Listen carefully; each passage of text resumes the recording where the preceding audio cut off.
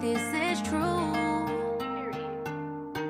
You ain't even gotta feel like I care, 'cause I know you ain't going nowhere.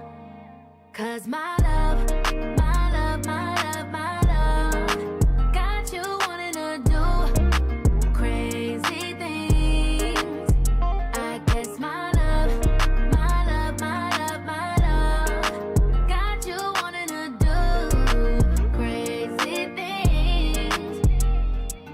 Show up at my job while you're checking my phone, cursing me out, boy, leave me alone. Next day you're acting like nothing is wrong. Same old game, different day, boy, gone. In the club with my girls while you keep tripping, making a scene, but I ain't pay attention. No, no, I ain't pay attention. So just let it go. 'Cause my love, my love, my love, my love got you wanting to do crazy things. I guess my love, my love, my love, my love got you wanting to do crazy things. Whew. Love will make you do some crazy things. I done did some things.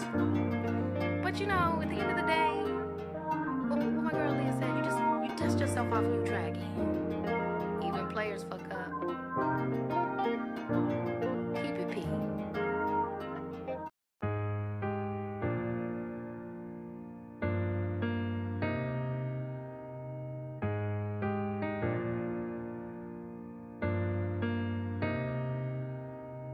You ain't gotta judge me, you ain't gotta lie, you ain't gotta nitpick, you ain't gotta try to change who I am. Life is not a fashion show and love is not a runway. Shouldn't have to change clothes just for you to notice me. I'm not a mannequin. You used to tell me I'm beautiful. Now I don't even know no more. It's like you're trying to be difficult. You never used to do this before. You make me feel so gorgeous. You make me feel so gorgeous. I'm not picture perfect, but I know I'm worth it. Still, I feel so gorgeous, and it's all because of you. And it's all because of you.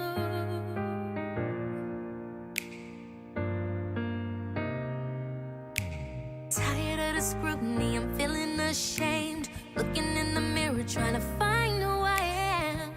But don't you love me for me? I'm far from perfect, but so are you. I'm tired of trying to prove myself to you, because I know the truth. You used to tell me I'm beautiful. You used to tell me I'm beautiful. Now I don't even know no more. I don't know no more. It's like you're trying to be difficult. You never used to do this before. You make me feel so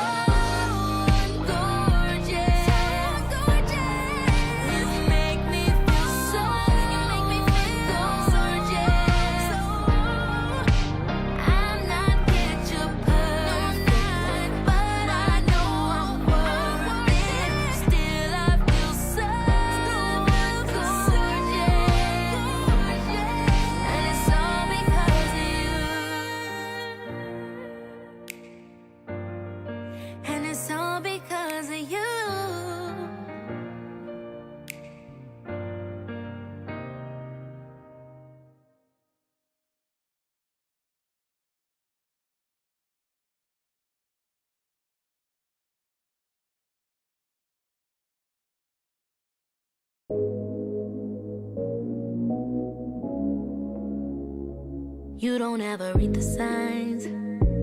Maybe you should analyze. You always putting up a fight, 'cause you can't see past what's in front of you, and you don't do the things that I want you to. I made it so easy.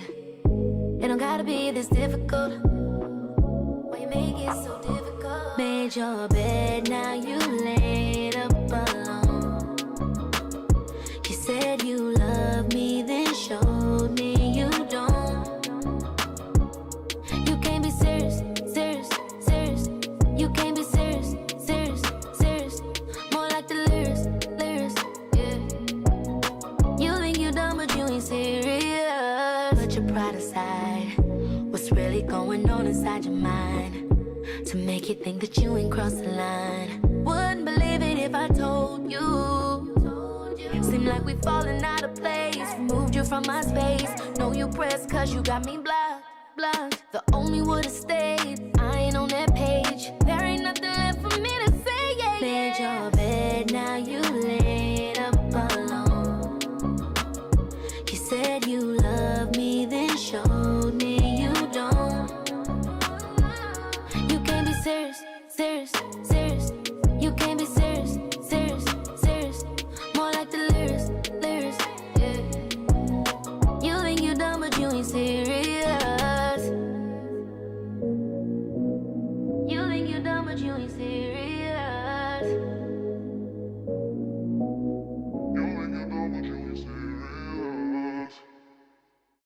Ladies, booty bounce to this.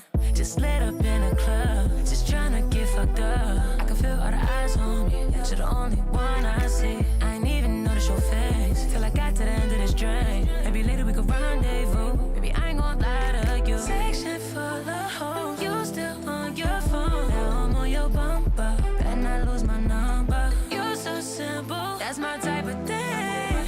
Hit you when I'm through, 'cause I'm still on. Girls just wanna have fun, bad bitches just wanna get drunk. Go up for the night, tequila my appetite. Girls just wanna, bad bitches just wanna go. Whoa, girl, whoa, bad, bad, whoa, girl, whoa. All my bitches got a brand new weave, and they head go down and knee. Ass move like they throwing racks on me. Fuck around, don't get no sleep. But whoa, all these vibes, you just might be the one to get close to me. Section full of hoes, you still on your phone. Now I'm on your bumper, better not lose my number. You're so simple, that's my type of thing.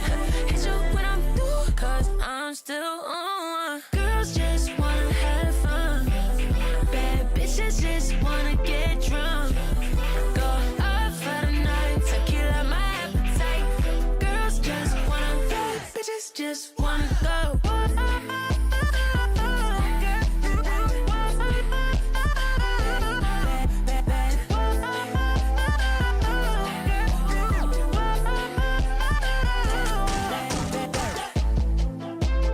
All my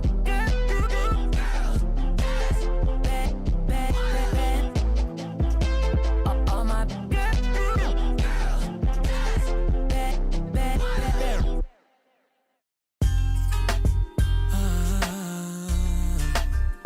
yeah.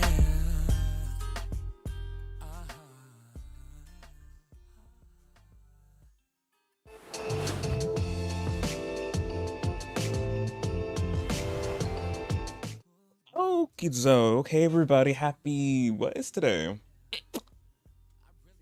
Thursday. They're starting to bleed. Since I didn't do Tuesday, it's starting to bleed a little bit. I'm like, what? And then of course me back-to-back Wednesdays. I'm just like, me. But yeah, hey everybody, happy Thursday, the 28th. We're almost in 2024. Can you believe it? But yeah, hope everyone's on Thursday was cool. It's going good. Mine's it's been a while. Decent. Yeah, it's glitch hype.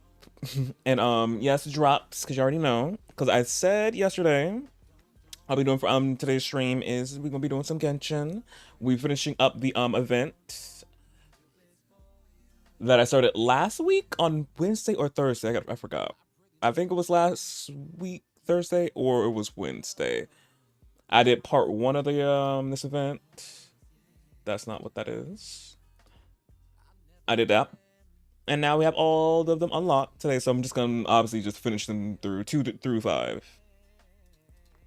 And then get primos from obviously completing the story of this event and the activities in this event as well. And hopefully Navia will come home. Damn it, because I have been grinding a little bit. Primos to get her ass home, but she don't want to come home. It's been scroll. I think I'm like 30 something in pity. I last counted 30 something, almost like 40 something. She still ain't coming home. They're gonna drag me. They drag me to 70 or 80. I'm just like, please. And they got 11 days, and then I have to get Ryzen in 11 days. I'm just like, damn, Navia, please come home. So hopefully after doing finishing the event story and the activities that come with the event, we'll see if she wanna grace me with her presence. Probably won't, but I hope. Damn it. But yeah. And also too, New Year's is coming up. You already know Sunday I will be live. So y'all get your Sunday a month stream, obviously. And of course, New Year's, I'll be revealing all the new things that can be happening on the channel. So I cannot wait to show y'all, because as I said, I've been sitting on it for for a month. I've been working on all this stuff, so I can't wait to show y'all it. Y'all a little surprise for the new year. So yeah, can't wait. But yeah, it's sneaking up New Year's Eve. Yeah. Anything else I gotta tell y'all? I think that's it. Yeah, I was like thinking, I'm like, yeah, I think that's it. Update y'all on. Oh yeah, I update y'all on this as well. I'm probably gonna say it at the end of the stream as well. Tomorrow we me and Glitchy will be resuming Uno, and I think we might do Party Animals or DVD after Uno, since we didn't get to do it Tuesday because Miss Ma'am, as I said, y'all can't see her since it's green screen now. She was acting up with the upload speed, and she was showing her behind yesterday as well towards the end of the stream, dropping the frames. I'm like, ma'am, please, I'm about to end stream. Why are you embarrassing me? Damn. But so yeah, but we're going to resuming it Friday, or as I like to call it, Fun Friday. So yeah. And as I said already, I will be announcing it at the end of the stream as well. Did you? Yes, she is well fed. She'll get her next feeding until next month.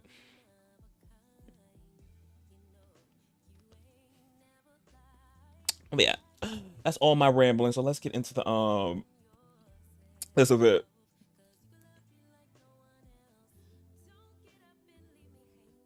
Oh, the hiccups. And also too, I've been listening back to the audio because I know y'all hear it like fine and all that, but as I'm getting used to this new headset, and I think it's just probably me, just need to get used to it. I'm like hoping the audio don't sound like off, because I'm real particular on the quality of the mic, obviously, and the sound of everything. So I'm like hopeful, but everything sounded good. It was just me being gotta get used to these headphones.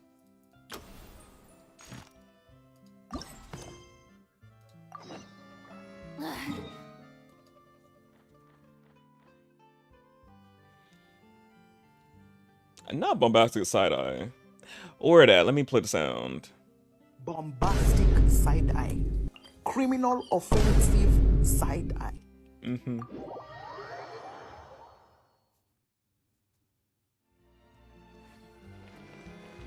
Get y'all snacks. Ayaka, Yamia, you're already here. Good morning. Xavier said yesterday afternoon went well.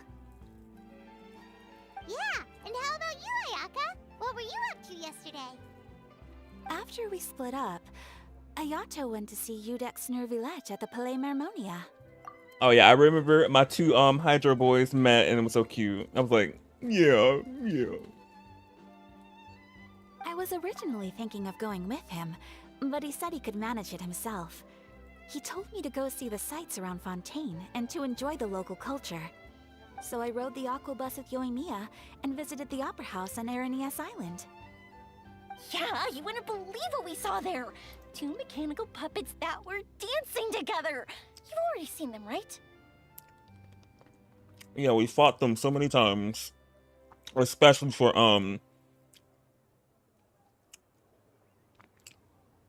who materials?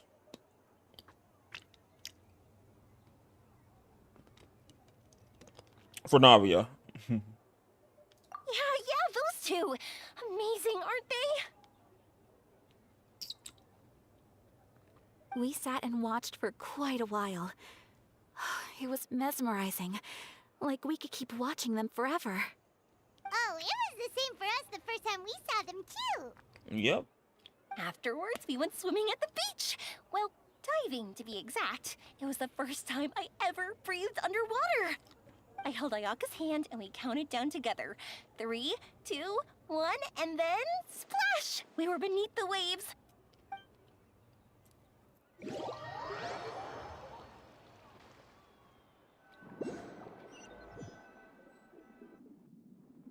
At first, I didn't dare to open my mouth. But once I couldn't hold my breath any longer, I decided to take a big breath in.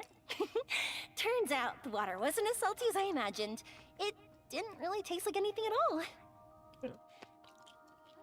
Oh, they're actually giving us a, they're actually giving us the visuals. It usually just be a black screen. But we're actually seeing their first time going underwater. Before I knew it, I was breathing like normal down there. It was an amazing feeling. Ayaka said I was too nervous and needed to loosen my grip. She got used to everything way faster than I did. I knew that the Traveler could do it, so I had no doubt we could do it too. That helped me feel at ease as soon as we dove in. She knew that we could do it. Well, because we have the ability to absorb elements from the statue, so I'm like, that's what I thought. But they can also too just breathe on the water just naturally. I'm like, interesting. The underwater world in Fontaine truly is beautiful. I love seeing the Romaritime flowers blossoming underwater, like little candles lighting up the streets at night. Yeah, and there were so many creatures that we've never seen in Inazuma. Like those fish that shimmer like a sword blade. Whoosh! Oh, and those big fish that call when they see people. Oh, you mean hunters, rays, and blubber beasts. Oh, my potatoes with I fins. just love the name Blubber Beast. Just wait till Pops and the others hear about this. They probably won't believe a word I say.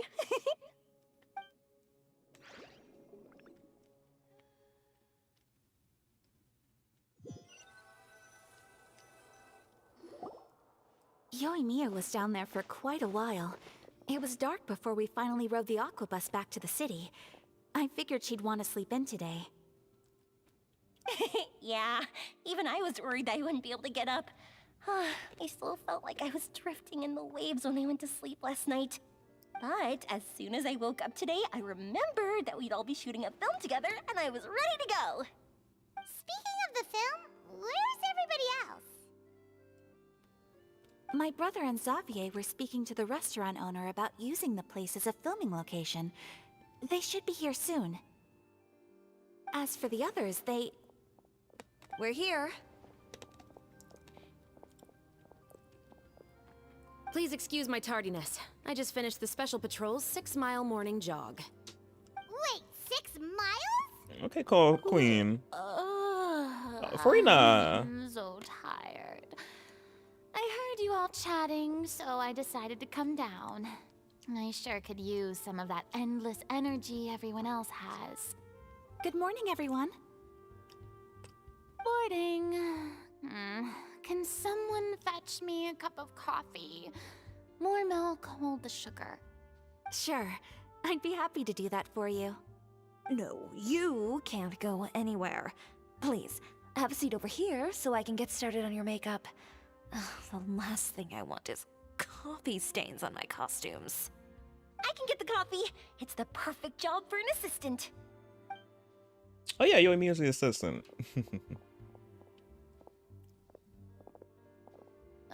So much energy. Seriously, what's her secret? We don't know. That's why her and Klee are just so cute together. They're just a ball of energy, those two.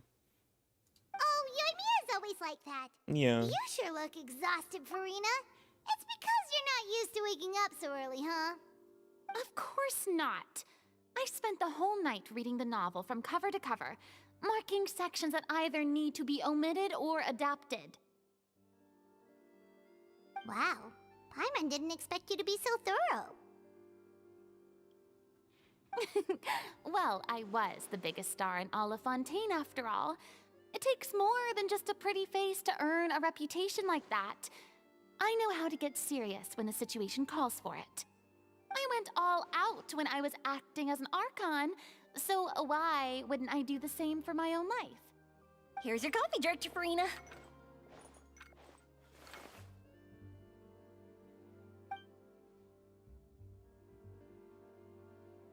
Oh, thank you. The sound of being called director and the aroma of coffee feels almost as refreshing as hearing the birds chirping in the morning. Ah, it seems everyone has managed to arrive on time. We've reached an agreement with the restaurant owner. We are free to use the second floor to shoot our film. Really? That's great! He is really looking forward to our film, and hopes that providing his restaurant as a filming location will attract more customers. Well then, Mr. Xavier, I'll leave the rest to you. Okay, thanks. First, I'd like to introduce our new members. This is our prop manager, Veronique. She'll be in charge of all the film's props and items. And this is Bonneau, our lighting technician. He'll be in charge of lighting and illumination to set up each scene's atmosphere. Wow. Sure feels like we have some real professionals joining the crew now. First of all, please allow me to first express my sincerest gratitude to everyone in the crew. When my investor informed me yesterday that he wouldn't be able to provide the funds, I really thought that this was the nail in the coffin for this film. I had no idea that I'd find so many people willing to help me on such short notice. Thank you. Thank you all from the bottom of my heart. No need to be so cordial, Mr. Xavier. We're all honored to be a part of this. Your works made a profound impression on me when I saw them back in Inazuma. I am sure that someday, this film will be remembered as a prime example of cultural exchange between Fontaine and Inazuma. Yes, the story is the reason I agreed to join. I can't bear to even imagine what this film would look like without the very best director. Anyway, I would like to make a promise to everyone that as the producer of this film, I'll do whatever I can to ensure that everything goes as smoothly as possible. This is not just my film. It also embodies the thoughts and feelings of every person here, as well as the endless effort we are about to pour into it. So, without further ado, the Two Musketeers will officially begin filming now! Woo! You may take it from here, Director Farina. All right, listen up, everyone.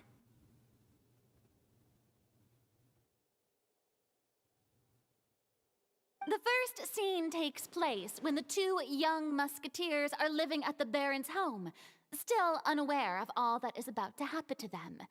We'll need props and lighting to set the scene. Our lead actors can go get their makeup done, and extras, please take this time to go over your positions. Whoa. Seems Farina's really kicking things into gear as the director. Is everyone clear? I don't want anyone traipsing around the set like umbrella finches. All right, cameras will start rolling as soon as the set is ready. Let's make a film that'll make some serious waves in Fontaine. Not the kind of waves that drown people. I mean, the good kind of waves. I knew she was gonna say something about the whole prophecy, the old prophecy. Now that it's over, I'm like, girl, we know what you meant. We know.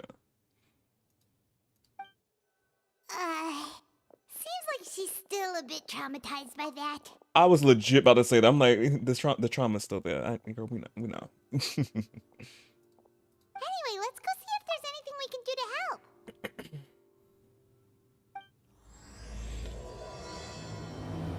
Act 2.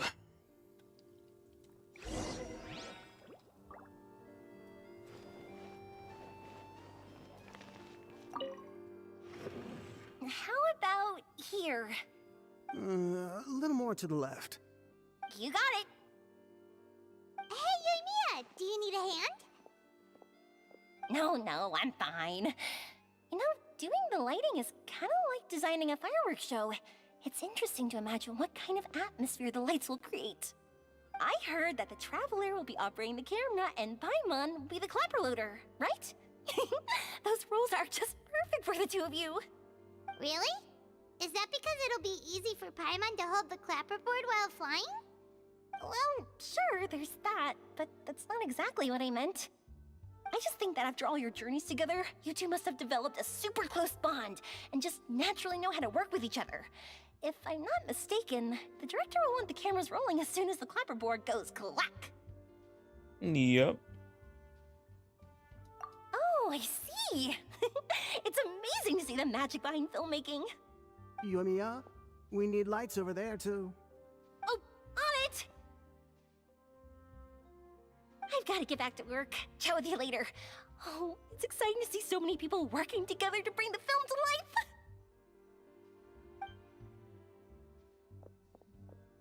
Seems like Yoimiya's really getting into it. But she was right. We do have a super close bond, don't we? Yes, we've been through how many regions in Fontaine? In Savat, Mondstadt, Leeway, Inazuma, Sumeru, now Fontaine. I'm like, girl, yes. Legit attached to my hip. You legit ain't going anywhere. Paimon's really happy to hear that.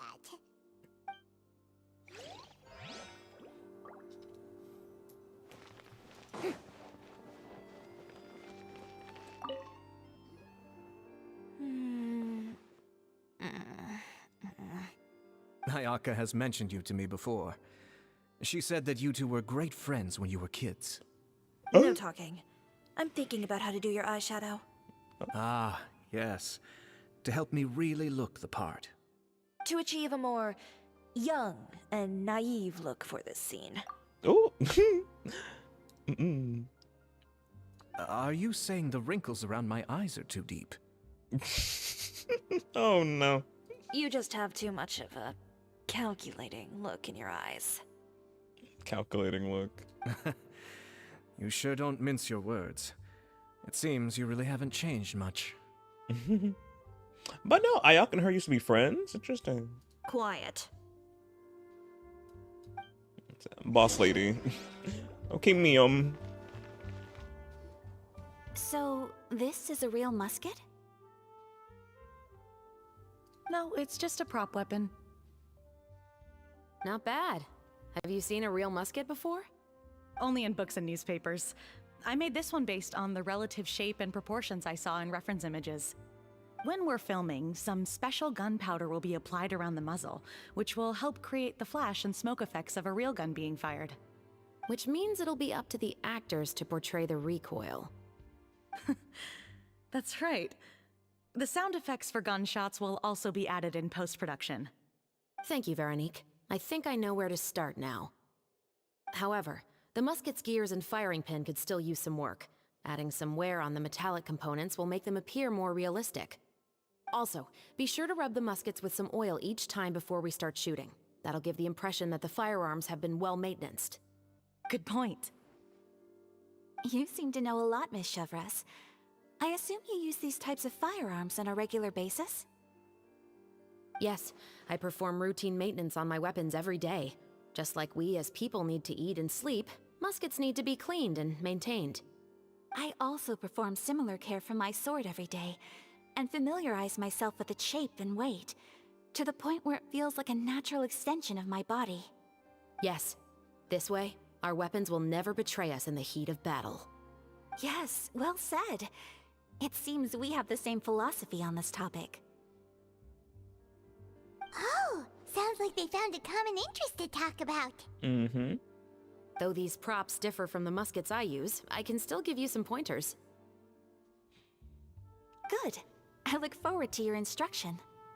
First and foremost, never point the weapon at anyone, regardless of whether it's a real or prop weapon, or whether you're holding it or it's on the table. This holds for any time when you're not actively engaging an enemy. Okay, understood. When aiming the musket, extend your arm so that it's level with your shoulder, and use your eye to look down the weapon's sights. Like this? Not bad. Now, try saying your lines. This is the end of the road for you. Good. Now turn your body a little. That way, you'll give your enemy less of a target to work with. And relax your shoulders. Here, allow me to demonstrate. This is the end of the road for you. Huh. Excuse me, Miss Chiori. Director Farina, there's something I wish to discuss with you. Oh? What is it? Like this? Yes, much better. What do you think? I do see your point. But are you sure you wish to do this? I believe it would be most fitting. Well, if you insist. All right, I understand. Miss Ayaka, Miss Chevres, could the two of you please come over here? I wonder what he said. What's going on? Are we gonna start filming now? Let's go see. What is it? I have a question for you, Miss Chevres. Would you be willing to play the role of a musketeer? What? To clarify, I would like to turn over my role to Miss Chevres. But brother... Don't worry, Ayaka. I actually view this as a good thing. I was becoming troubled trying to set aside some time to speak to the staff at the Palais Mermonia. I would like to have some conversations about the cultural exchange between our two countries, and I've heard that the bureaucratic process here can get rather complicated. Now, I will be able to focus on my work. Besides, you also know that I'm not really one for public performances. Are you really sure? From a director's point of view, I also felt like the relationship between the two musketeers in the original story could be improved. The older brother in the story plays the lead role with his overbearing character, but this causes his character to overshadow that of his sister, and the theme of the two supporting and relying on each other isn't conveyed very well. But if we were to change the siblings to two sisters of a similar age, then that aspect of the story might come through more clearly. Also, I've seen you instructing Ayaka. That cold and dignified personality is exactly what we need for the older musketeer. Of course, even with all these insights, the decision should still be made by Miss Chevres. Chevres mentioned that she really likes the story, right? Paimon bets that she'll take the role.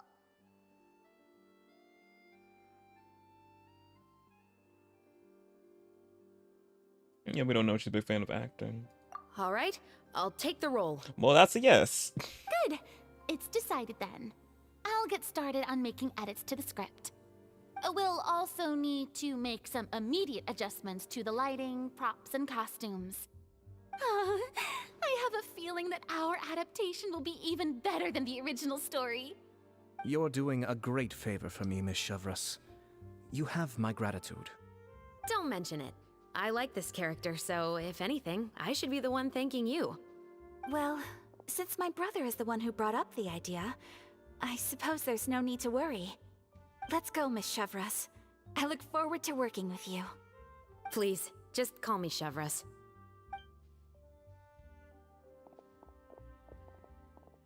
Seems like you're really going out of your way to solve the problem I was having with your makeup. Surely you jest, Chiori. I assure you that I was mostly motivated by a desire to spend more time on formal business.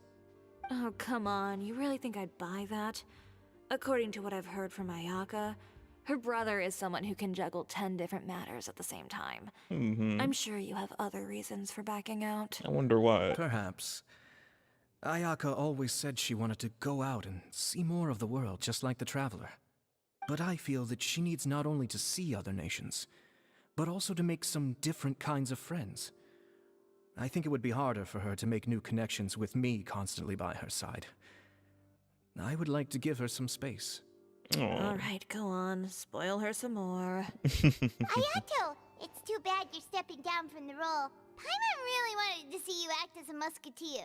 Yeah, that would have been interesting.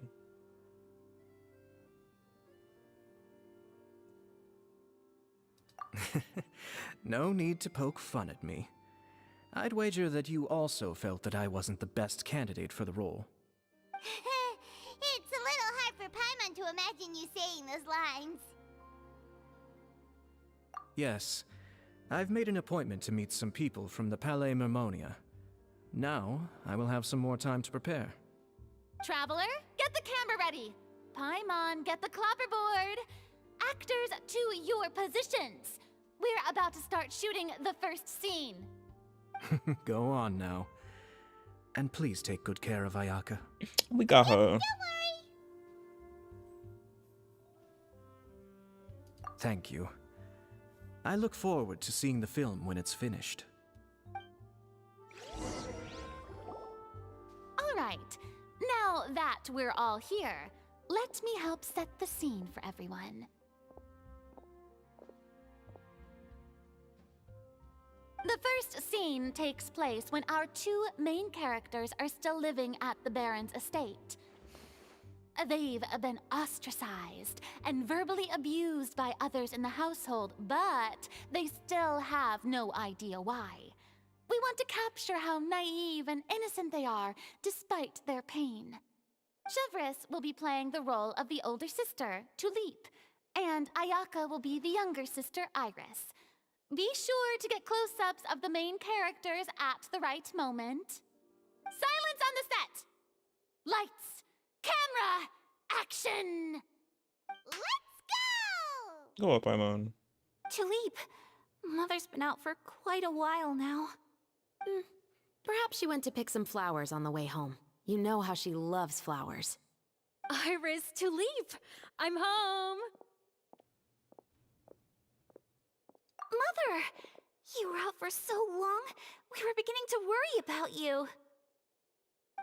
I'm sorry, but I'm back now, safe and sound. Here, I brought your favorite treat, apple turnovers. Mother, what are those bruises on your hand? Huh? What bruises? Oh, I must have bumped into something while I was working yesterday. But I didn't notice them this morning. Then perhaps they're from when I accidentally tripped when I was out just now. By the way, did you have fun playing at home?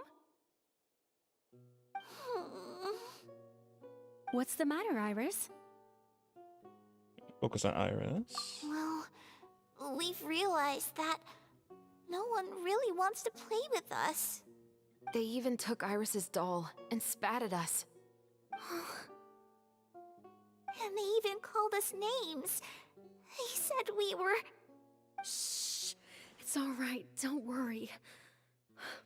Girls, listen to me. It doesn't matter what anyone says. Don't listen to them. No one can define you with such words. You both have wonderful lives ahead of you. Just like your names. You will both blossom like beautiful flowers. Maybe your time to blossom hasn't quite come yet, but one day, you two will bloom more beautifully than anything else. Don't let the soil you're in now ruin your future beauty. Understand? My dear daughters. And cut! Not bad. the actors' emotions were all on point. Let's keep that take. Also, if our clapper loader could avoid shouting at the start of the scene next time. Oh, got it. Great. I was a little worried that my nerves would get the better of me. What about you, Chevros? I felt fine. The lines weren't too difficult at all. Seems like Farina must have adapted the role nicely. You two were great. I couldn't tell it was your first time acting in a film. You should have more confidence. Thank you for your encouragement. Positions, everyone! We'll move on to the next scene after we try a few more camera angles. And of course, we're gonna sit through those camera angles, all them retakes. This scene is when our two characters return home, only to discover their mother has been murdered. Ready? Lights! Camera! Action! Mother, we're back! Mother?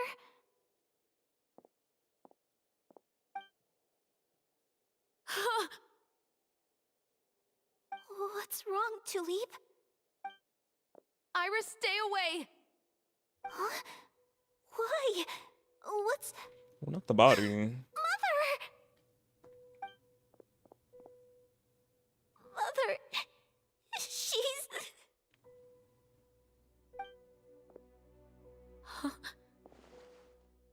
There's poison in this cup. Huh?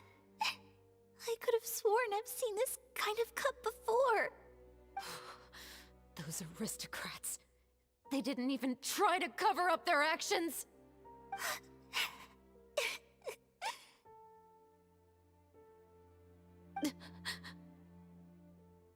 Iris, we need to leave this place.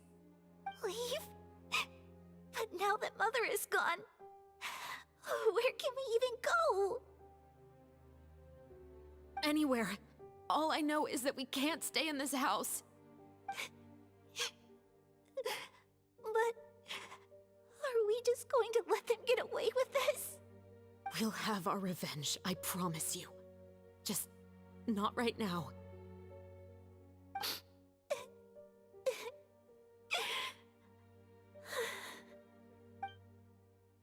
Come on, let's go. No, wait. We can't just leave Mother here like this. At least let me leave this rose with her. That's why we went out in the first place. To buy her this flower. All right. Goodbye, Mother. We'll avenge you. Someday. And cut! Beautiful! Great performance! Ain't that up? Yes. So amazing, Ayaka! And were those real tears I saw? How did you do it? I was surprised too. Thank you for the kind compliments. Actually, as soon as Director Farina said action, I told myself not to think about anything. I just felt the weight of the moment and became the character. It's quite similar to practicing the art of the sword. You clear your mind and focus only on what's happening in front of you. Ayaka's performance was amazing. Have I discovered an acting prodigy? Pipe down, everyone! We need to move on to the next scene! Friend's inner dialogue still there.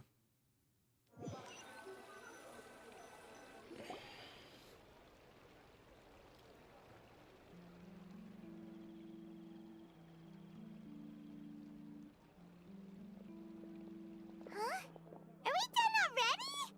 But Paimon wants to keep playing with the clapperboard. How do you feel, Traveler? Is your arm sore from holding the camera all day?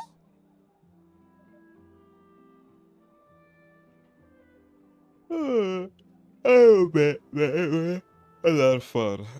What was I saying? They must have had to take that many retakes since Sheeden wasn't clapping so many times. Good work, you two.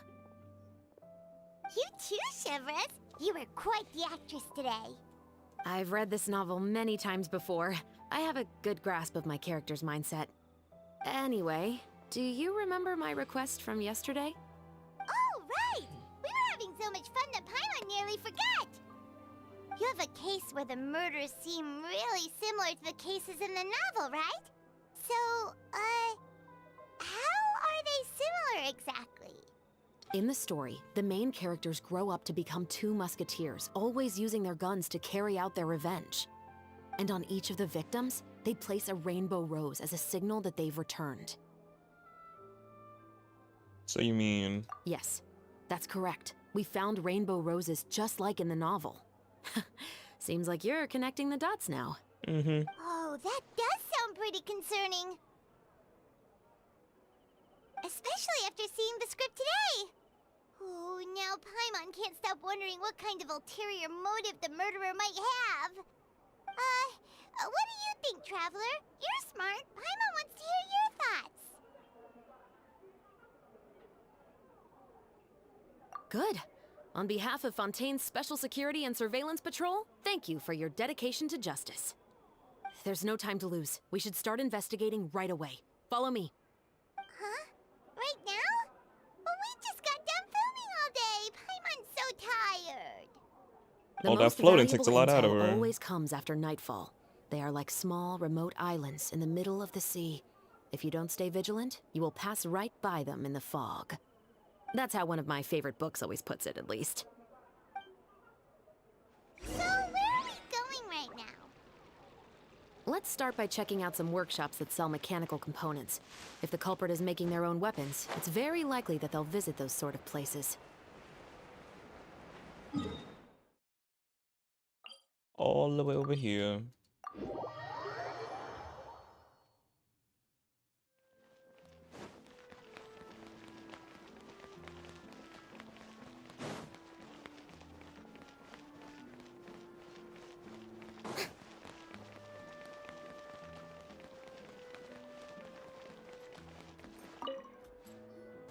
Welcome to Le Show's Clockwork Workshop. How can I help you? Hello. I'd like to know if anyone has purchased some special components lately. Special components? Sorry, could you be more specific? I mean the kind of components that aren't typically used for clockwork toys, but for firearms. Huh? For firearms? No, we don't sell those sort of things here. Don't misunderstand. I'm not here to cause any trouble. We are merely investigating a case, and we're hoping that you could cooperate. Well, to be completely honest, I'm not even sure what kind of components that would entail. Has anyone ever purchased components here as an individual rather than on behalf of an organization? We have a lot of customers who buy toys, but those who buy components are all regular customers who buy in bulk on behalf of their organization. Is that so?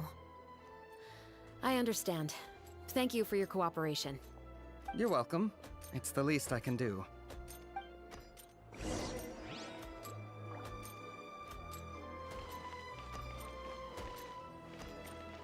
We're going.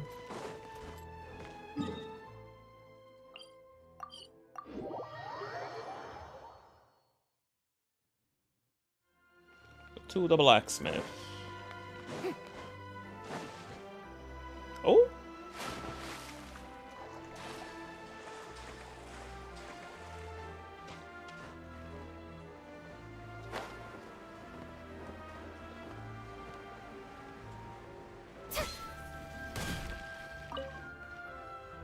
Oh, hey, Chevres. Run out of oil for your musket again? Hello, Estelle. I want to know if anyone has come to your shop recently to order some firearm components. Oh, is this another case? Let me think. I don't think so. Some people have requested that I make some prop guns for the Fontanalia Film Festival, but I refused all of those requests. Oh? Why's that? Because there's no profit! I only make things here that can do some real heavy lifting. I don't have the energy to make some new molds just for the festival. Then has anybody come specifically looking for mechanical components? Well, I usually sell off my scrap to the Fleuve Cendre. I don't typically give them to one specific person. I understand. Thanks for your cooperation. Don't mention it. Always happy to have the Musketeers' patronage. Seems like we haven't found any leads to go off yet. Yeah, unfortunately. All right, let's head to Fliv Sandra next.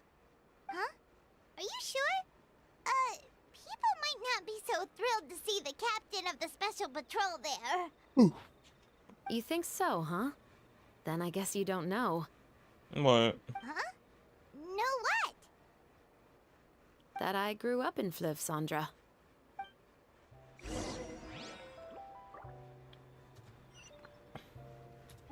It's underground? Oh, it is.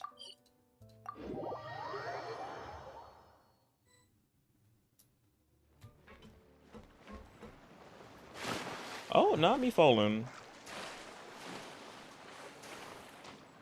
Strike a pose!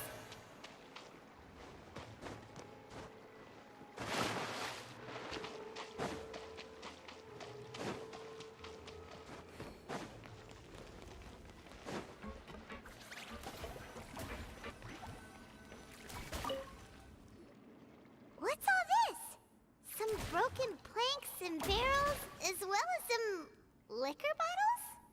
Yes, but have a closer look, Paimon. Not them hitting that. Even though somebody has purposefully tried to clean them up, these are obviously marks from musket bullets. In other words, someone was here trying to improve their shot. They were using the barrels and bottles for target practice. Could it have been the killer? Your guess is as good as mine.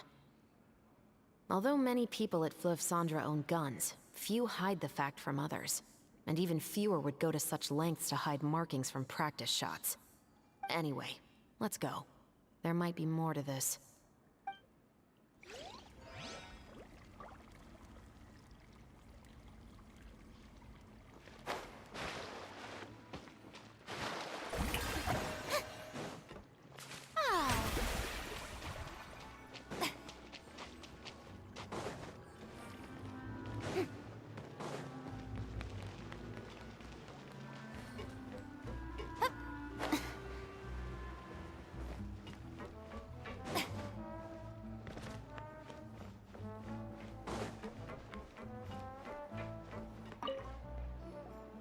It's been a while, Tetro. Please, just get on with your request. I want to know if you've heard anybody talking about muskets lately. Information isn't free, you know. I've heard that bandits have been extremely active in the countryside recently, and they've been affecting the delivery of goods to Poisson. I can allocate some more manpower to help out with that problem. What do you say? You're still as helpful as ever. One of our men got drunk at dinner about a month ago and lost his gun. 3 days later, it turned up in the corner here. What's weird about that? He just forgot where he put it, right? This is Fliv Sandra, my friend. Anything of value left in the tavern won't ever make it to the next day. But that gun turned out to be an exception. It didn't get any new wear and tear on it, and didn't even appear to have been fired. We were quite mystified as to what could have happened. I suspect it came back because the weapon was already known to the guards. You mean, a criminal was afraid the Marechaussee Phantom would use the shot marks to track them down? Maybe. But if that's the case, the culprit really took great care to avoid getting caught. I didn't say anything about a criminal. In Fliv Sandra, knowing who was killed is as easy as knowing what clothes you're wearing today. It's the guy living in the east side, isn't it? I've never liked him. Every time he's here, he just orders a drink and sits there with a nasty look in his eyes. So, who was the one who lost the gun in the first place? Don't bother. Even if you ask, he wouldn't admit to owning a gun to some strangers. Not to mention the captain of the Special Security and Surveillance Patrol. He's right. I know you grew up here, Shovris. Even though you're on good terms with the Spina, you've still been gone too long. Not many people know you here now, and a lot of people don't like the Special Patrol. I know. So take my advice and don't show your face too much around here. It's for your own safety. I'll come and go as I please, and I'm afraid I'll be appearing more often due to my work. All right. Don't say I didn't warn you. Chill.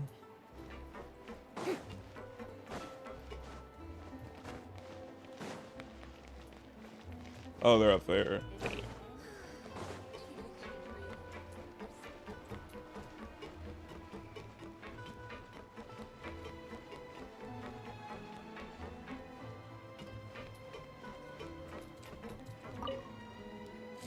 Hello, I'd like to ask some questions. I don't know anything. Don't worry, I'm not here to arrest anybody. You say that now. It's the truth. Here, take this as my guarantee. Yeah. Wait, did Paimon just see what she thinks she saw? Is the captain of the special patrol bribing a citizen? Paimon, shh. Seems you're different from the other guards. She's the What do you captain. want to know? Have you heard anything related to Muskets and Fleuve Cendre lately? Anything at all? Muskets, huh? All I know is that about 2 weeks ago, we started hearing some loud noises at night. So loud that it's been waking me up. Were they gunshots? Possibly. It's hard to tell around here. Someone's house collapsing, a pipe exploding somewhere, it's all the same. But the noises I'm talking about definitely happened after I fell asleep. Do you know where the noises were coming from? I don't remember clearly. Is it that you don't remember, or that you need to think about it some more? She needs some more money. Girl wants some more money. Think about it some more. I was like, she probably wants some more money. She do. She's giving her even more. I didn't see anything. The noises came from the end of the southern waterway. I came out and had a look for myself when I wasn't sleeping well, but I didn't dare get too close. That's all I know. All right, I'll take your word for it. Thanks for the pat de fruits.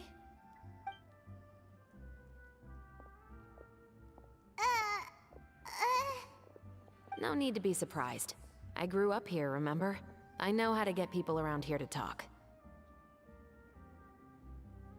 My apologies, I'm all out of sweets. Though I do have some other tempting snacks in my custody. Fries, fried chicken, and even onion rings. You got fried chicken? I mean, taking care of junk food is my responsibility.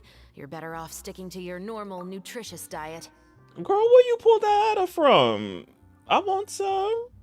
Now then, let's keep going. Seems like that's all we'll be able to uncover for today. Paimon feels like we managed to learn a lot more here than up on the surface. Yes. Assuming that everything we found is indeed connected to our suspect, then their timeline was probably something like this. A month ago, our suspect found a gun and took it home to disassemble it. Once he'd figured out its mechanics, he brought it back. In the following weeks, he used some parts to create his own makeshift musket, and took it to the Fleuve Cendre for target practice. Then, a few days ago, he found his target and carried out the murder. Once the deed was done, he left a rainbow rose on the body, just like the scene in the novel. That all makes sense to Paimon, but we're still no closer to figuring out the killer's identity. The deceased was a resident of Fleuve Cendre. It's said that he was a poor, solitary man. Yeah, that's also something I'm trying to figure out. If we are indeed following the novel, and there's a story behind the murder, then this murder should be an act of vengeance. But according to our investigation, the deceased didn't have any enemies. He was no saint, but no one's heard of a rival who hated him enough to shoot him dead. Much less care to leave a rose on his body. What message is the killer trying to convey? And to whom exactly? Gonna be a novelist? We've thoroughly investigated that possibility. He claims to have spent the whole day at the Opera House on the day of the murder, and the staff there have confirmed his account. Okay, so he has an alibi. Not only that, he lacks a credible motive as well. He has a family of his own, and both of his parents are still alive. I've looked into his records. He was adopted at the age of 6, and all the proper procedures were followed. There are also records of him at an orphanage before then. In the story, the mother of the 2 musketeers was murdered after the children turned 10. Of course, he could have changed the children's ages, but I don't want to assume anything without evidence. More importantly, I've also had a chat with him in person. He didn't seem like the kind of person who would pull the trigger to kill a man. Then, what should we do now? We have all this new information, but it doesn't help us move forward. Investigations take time. I didn't expect us to catch the culprit in just a single day. How about this? Let's spend the next few days filming with the crew. We can continue the investigation once we're done with the film. I'm sure that given time, new leads will present themselves. Wait, but weren't you saying Intel is like small, remote islands in the middle of the sea just a moment ago? Wouldn't you just miss them if you were to stop looking? Ah, but the book had more than one reference to the islands, Paimon. Oh? What else did it say then? As long as you spend enough time sailing through the fog, you'll eventually come across an island. And that ended Act 2.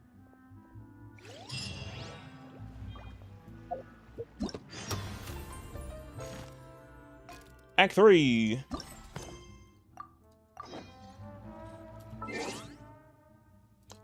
Oh wait, what's she gonna say? What? Never thought that the captain of the security and surveillance patrol could come from the Fleuve Cendra? You mean rising through the ranks? It was a struggle, for sure. But as long as you can distinguish yourself through your accomplishments and skills, you'll eventually be recognized for your worth. If you look at it another way, my life at Fleuve Cendra has actually taught me a lot of valuable skills. Skills like how to barter with criminals or how to think in their shoes. Of course, I'd appreciate it if you could keep this a secret between us. These lips are sealed.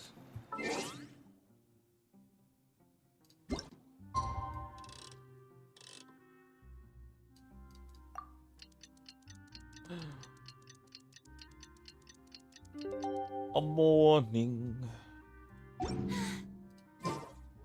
filming time again! Our schedule is jam-packed for the next couple of days, too. We've got so many different locations and sets to cover. Anyway, let's head out and meet up with the others.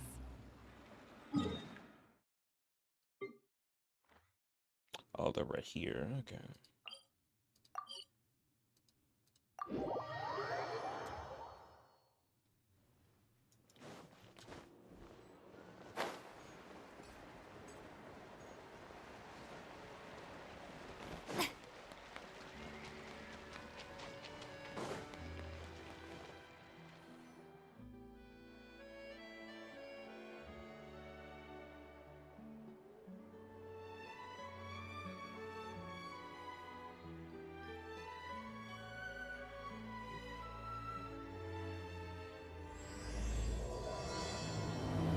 Act 3 begins. Oh, we just blazing past the filming.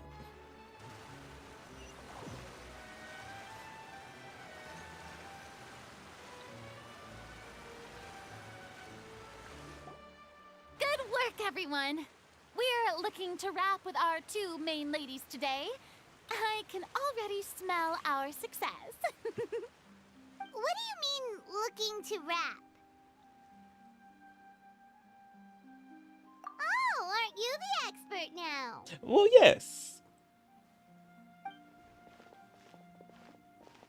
This upcoming scene is the 2 musketeers' final confrontation with the Baron.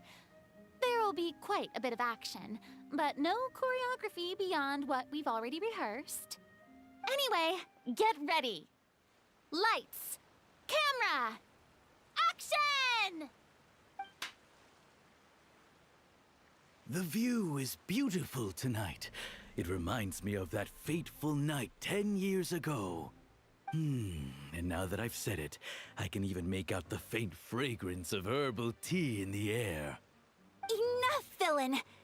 It's time that you pay for the death of our mother! My dear Iris, have you forgotten your manners?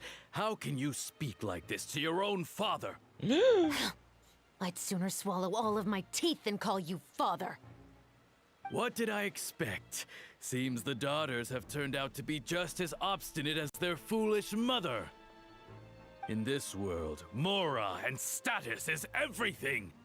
She thought she could blackmail me using her children and force me to grant her recognition and concessions? Ah, how naive can a woman be? Mother never asked a single thing of you. All she wished was for us to live a peaceful life, just like the others. It was you who personally brewed the poison of prejudice and sent Mother to her death. Compared to that deadly poison, the 2 bullets that will soon pierce through your heart will be like sweet mercy. And that's exactly why I said you're just as naive as her. Did you really think 2 muskets would be enough to defeat me? So let's see. What is stronger, Mora and power, or the 2 muskets in your hands? Get them! Oh, we actually got a fight. Philippe! There are too many of them! Why we ain't using the muskets? Oh, they got her signature weapon. Okay. We're constellations. Not C3, child. She's C3.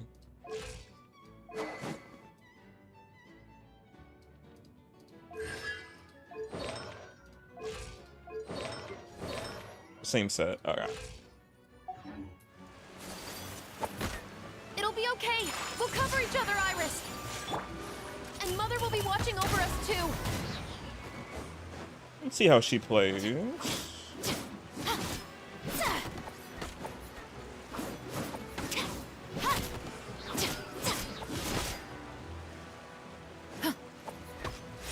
where I can see them. Stop right there. Whirling snow! Yeah! Yeah! Yeah! You've lost. To think I'd lose to my own 2 kids. We are no children of yours, and we'll never call that place our home. Then tell me, what did you do all this for? You lost your mother, and will soon kill your father as well. What will you gain in the end, other than sentences for your crimes? We will gain our long-awaited justice.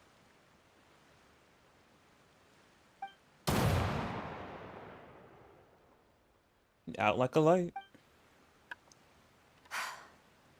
It's over. Finally, it's over.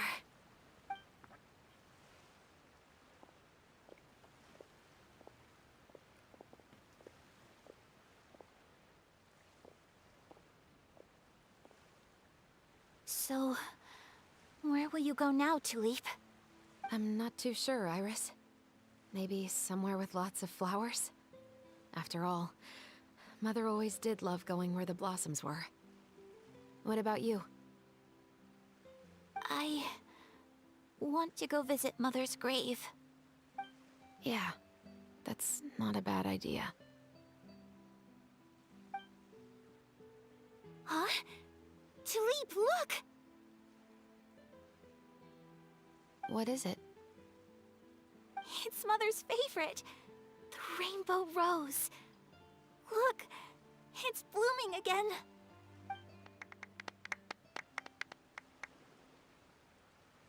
Excellent! That was beyond mesmerizing. Even I didn't expect the scene to go so well. And we got it in a single take. Oh, we love that one take. All right, everyone. We've got a wrap for Tulip and Iris. Congratulations, Ayaka and Chevres! Amazing performance. Thank you. I didn't expect our parts to wrap so quickly. I wish I could savor the experience for just a bit longer. Paimon totally understands. Paimon's not ready to say goodbye to the clapperboard either.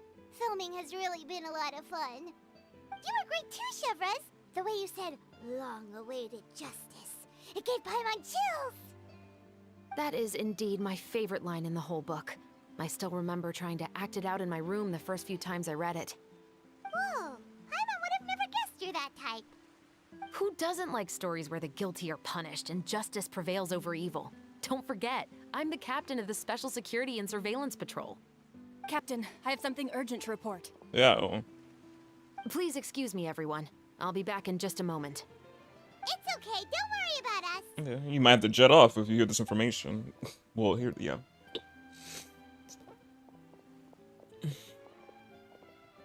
Oh? Was she whisked away by work already? I was just about to tell her how great she did. It seemed like some urgent official business. Yeah. Then perhaps we should thank the stars that we were able to wrap both of your parts so quickly today. Switching around the filming schedule would have been a real pain. Anyway, I actually came over to let everyone know that we're all done for today. You can go home and get some rest. And one last thing, Miss Ayaka. Your acting skills today were immaculate as always. Are you sure you won't consider taking up full-time acting? See, I just happen to know this great troupe that's still looking for a lead actress. Thank you for your kind words, Director Farina. Unfortunately, there are still many matters that I have to take care of back home at the Yashiro Commission. I cannot remain in Fontaine to pursue an acting career. Nevertheless, I will make sure to treasure this incredible opportunity in my heart. Oh, that's a shame. But I understand. Just let me know if you ever change your mind. I believe it's also about time for me to take my leave. But hopefully I'll see you on set over the next few days. Even though my part's wrapped, I'd still like to swing by and help out the crew. See you tomorrow, Traveler and Paimon. Bye, Ayaka. See you tomorrow! Well, what should we do next? Maybe we'll go investigate the case some more with Shivers today. Traveler, Paimon, please come with me. I knew it was urgent. What? Huh? Where are we going? You could say that our ship has finally chanced upon one of those small, remote islands of intel.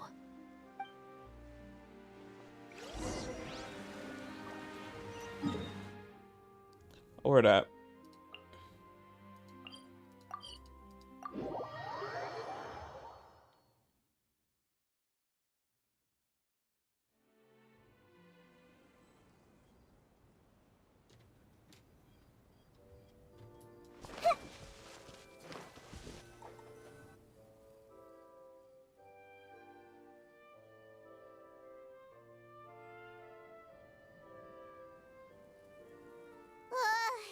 Paimon's exhausted.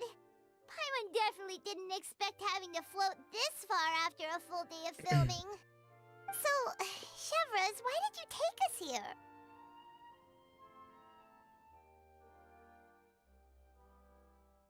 Affirmative. It wasn't anything conclusive, but it should show us a clear way forward. Have you ever heard of someone by the name of Emily? Oh, you mean that famous perfumer? She's a good friend of mine. She's lent me her aid several times in the past to resolve some difficult cases. After I discovered the rainbow rose at the scene of the murder, I sent it to her. After all, she's probably the foremost expert on flowers and scents in all of Fontaine. And then? There was nothing remarkable about the flower or the trace amounts of soil left on it. But according to Emily, the rainbow rose left by the killer was derived from a very rare cultivar. Huh. Paimon didn't know that there were different varieties of rainbow rose. Paimon just thought they grew everywhere in the wild. Flowers that are deliberately cultivated will always show some different features from those that bloom in the wild. We already knew that the rose left at the scene belonged to a special cultivar, but with Emily's expertise, we were able to pinpoint the place where it was first picked from. Oh, Paimon gets it now. So whoever first planted that rainbow rose was probably the killer. Precisely. And after we checked what we learned against some sales records from the past, we discovered that there's only one person in all of Fontaine who could grow and sell this specific cultivar. Ooh. Really? And who is it? It's the novelist. But didn't you say he had an alibi? Not making him look good. Making To be whoever clear, looks I good. haven't changed my mind about him. I still don't think he was the one who pulled the trigger. However, that doesn't mean the true culprit never visited him at his home or never purchased a rainbow rose from his garden. Whatever the case, we will have to confirm a number of things with him. So you mean the next place we need to go is... Yes, we're going to pay him a visit at his home. We just gonna drop by. Oh, it's not that far.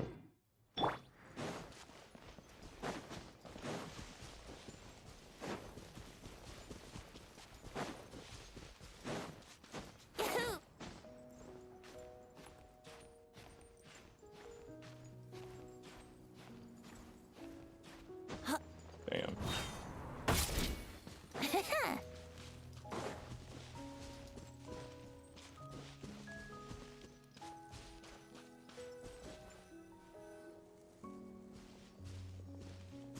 That should be his house. There are so many Gardamex stationed around the place. That's pretty unusual, right? Security? According to what he told me last time we spoke, he hired them so he won't be harassed or disturbed. Huh. So there are a lot of flowers in his garden, but Paimon doesn't think we'll be able to pick one without alerting the Gardamex. Right. Which is exactly why I think there has to be a special connection between him and the killer. So, should we knock? Just wait here for now. I'd like to take care of a number of those Gardamex first. But they're so far away. How are you planning to do that? Don't forget, Paimon, I'm actually the real-life captain of the Musketeers. Yeah. Go sniping action going on here. Are we gonna actually have to snipe? We actually have to snipe? Okay. Since I don't be playing, what's her name? What is her name? Since I don't be playing with, Widow in Overwatch, we have Widow and Genshin.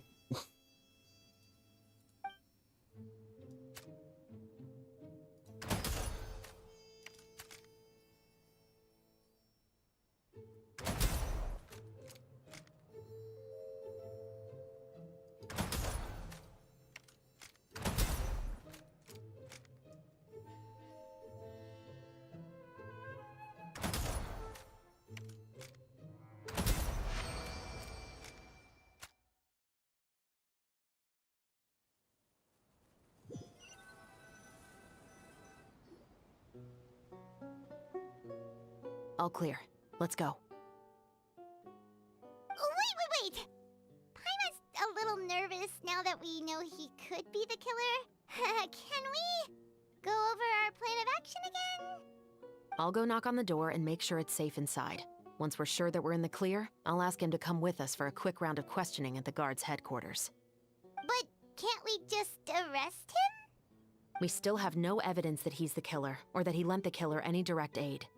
Still, it would be appreciated if you could pick a rainbow rose from his garden for me while I'm talking to him. It'll help the Marchose Phantom confirm Emily's theory. Sure, no problem. Just be careful, Chevroz.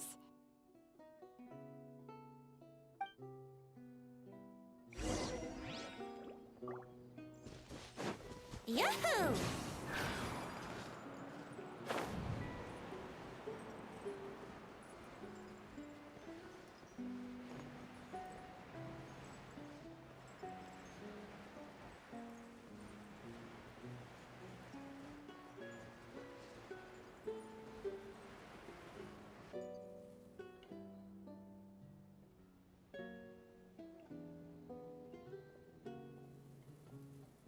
Excuse me, Mr. Baptiste, are you home? Oh, Baptiste? Who could it be at this hour? Again, Overwatch reference. Oh, it's you, Officer Shavras. Would you mind accompanying me to the guard's headquarters, Mr. Baptiste? We would like to ask you some questions about a case. Oh, is it still regarding the murder case from before? I cannot confirm or deny that at this time. So it is then. Well, yes. Her way of Listen, saying them. I need you to come with me, Mr. Baptiste. Miss Shavras, I'll save you the trouble. Oh, and you two over there? There's no need for you to pick my flowers either. It's not time for them to bloom yet. You noticed us? Yeah. Oh, yeah. My bad. Oh! Okay.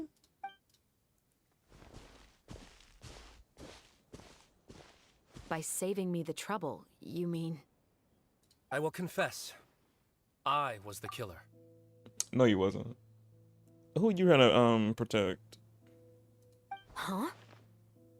Now we're getting ready to fight. Explain. He just admitted he's guilty. Please relax, everyone. I'm not armed.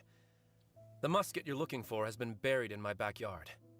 Then it's my responsibility to inform you, Mr. Baptiste, that everything you say right now will be used as evidence for the inevitable trial. Yes, I am perfectly aware of that. I must say, I hate this feeling. Oh? Is it because I confessed?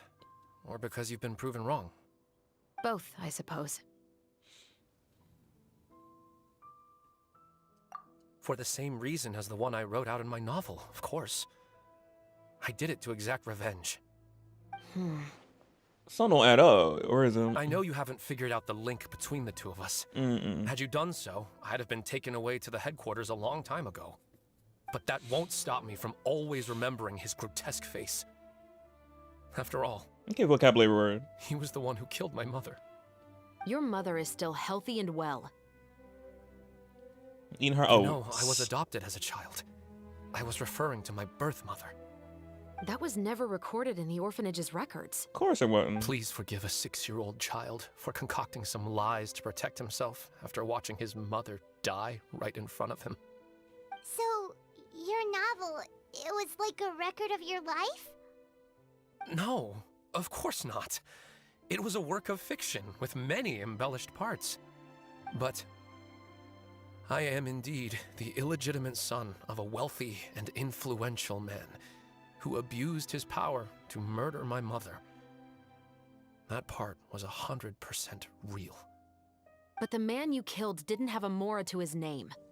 He was a hired assassin, an irredeemable beast who sank his fangs into a defenseless woman just for a few bags of Mora.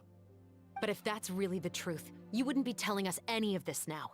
You still haven't managed to take revenge against your father, the true mastermind behind it all. I never thought I'd hear that kind of thing from the captain of the Special Security and Surveillance Patrol. That's a long title. I'm simply skeptical about your motives. It's simple, really. I've grown tired of everything and don't want to shoulder this burden anymore. You may have considered me too soft to pull the trigger. Well, as it turns out, you are exactly right. I've become overwhelmed by the aftermath of the murder. So you're going to call a stop to your revenge, just like that? The true mastermind is too rich and too powerful for me. I've accepted that I will never be able to avenge my mother alone. And so what? The characters in your book never gave up. Now, Officer Shavras, I'm the one who has killed a man, aren't I? Are you trying to convince me to commit another crime? What's your father's name? How do you plan to prove the veracity of all of your claims? Well, I'd like to speak with you privately. Sure. Why don't we speak privately at the guard's headquarters? No, it has to be here. I must ensure that we won't be overheard. Fine. Let's talk here. When I said won't be overheard, I meant by anyone. I would like to speak with you and you alone. We can't hear this conversation. We'll go somewhere else for now. Thanks. I appreciate it. Of course. Please stay safe, Shavras. She'll be fine.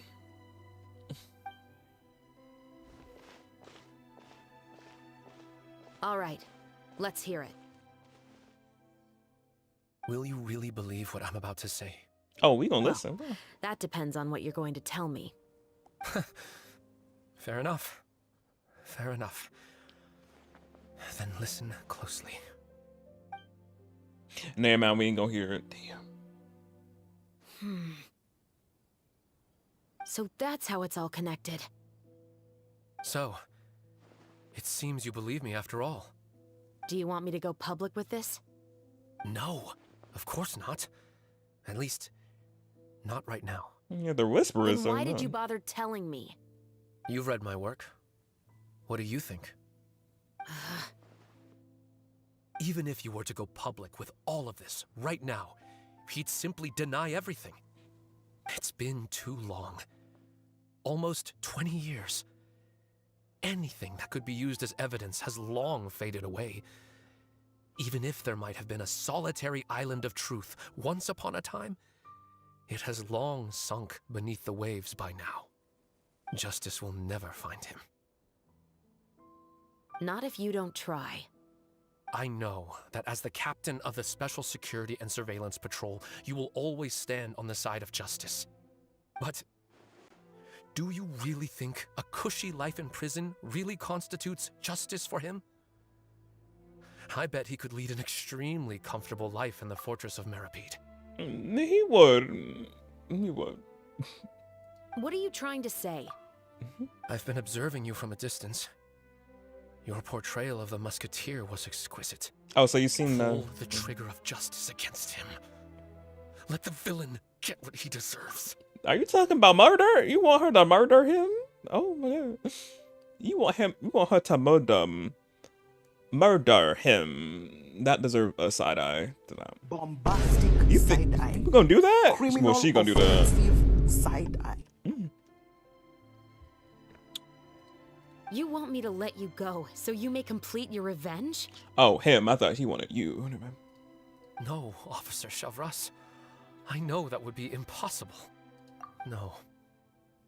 What I'd like is for you to perform the deed on my behalf. Okay, yeah, I read it. I was like, he said you do it, Severus. I was like, not him, you, her, to do that, to murder. I'm like, oh, okay. I don't know about that, but oh, share. Oh, Shiva sure is taking her time. What could they be talking about anyway? Oh, Paimon's worried. What if he decided to attack her? She's capable, Paimon. Oh, you do have a point. Yeah. Still, do you have any idea who the rich person might be? And why the novelist doesn't want us to hear what he's saying to Chevres? Sorry to keep you waiting, you two. Hey, how did your talk go? Well, the rich person he mentioned was... I've already sent someone to escort Baptiste back to the headquarters for questioning. He wasn't lying about the musket. It was indeed buried in his backyard. Oh, okay. But what about the name? Did he tell you the name of the rich guy? Yes, he did. But for now, I have to return to the Special Patrol. There are still a few loose ends I need to tie up. Well, she is. I'll probably be quite busy over the next few days, so apologies if you don't see me on set. All right, Paimon understands if you can't tell us everything you know. We'll just keep an eye on the Steambird then. Actually, there's still something else I need your help with.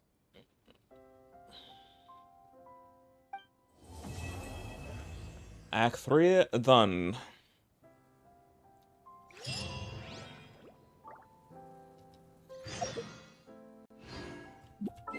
Gotta go to 8.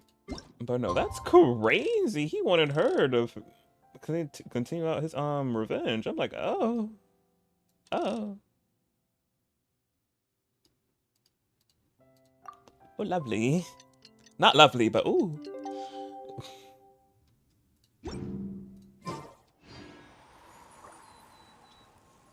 The following, oh damn. I gotta go all the way around. There we go.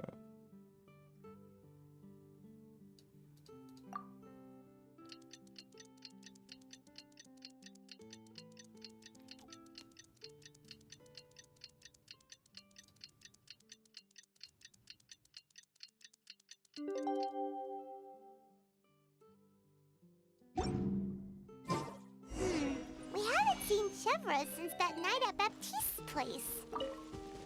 Well, guess there's no point in worrying about it now. Let's go join up with the others.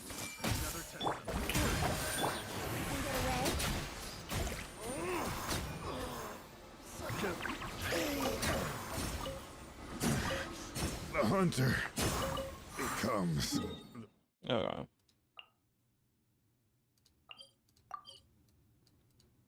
Oh wait, 100% of this area? Oh, wow. Me sometimes when we recognize, I'm like, oh, I really did explore. Damn. Oh wow. 78. Oh, 74? No, damn. 71. I just be going places. Okay, let me teleport.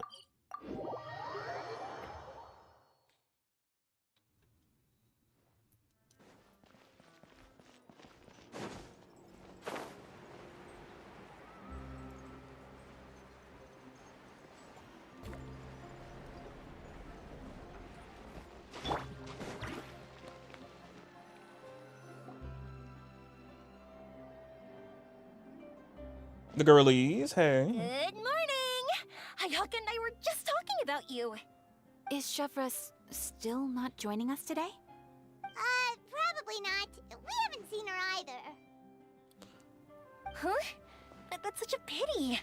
Director Farina said that we've only got a few small scenes left before wrapping up the entire thing.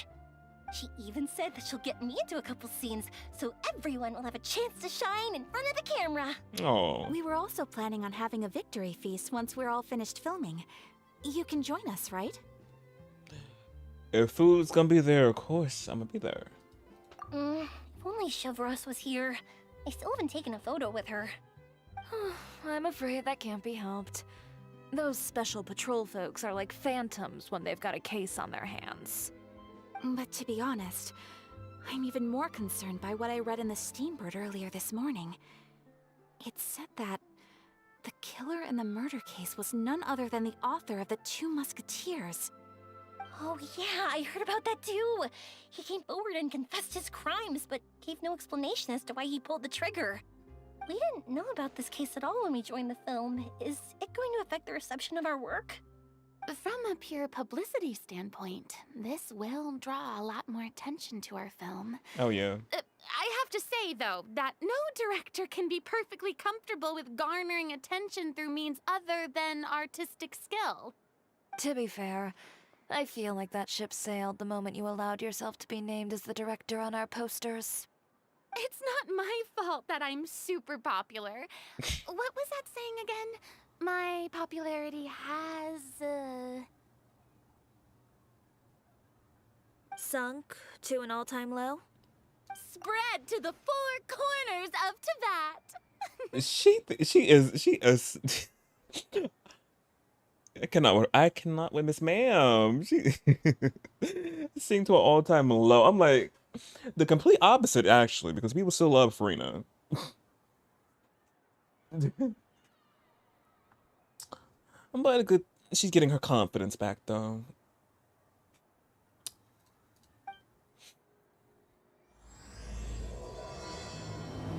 Act 4.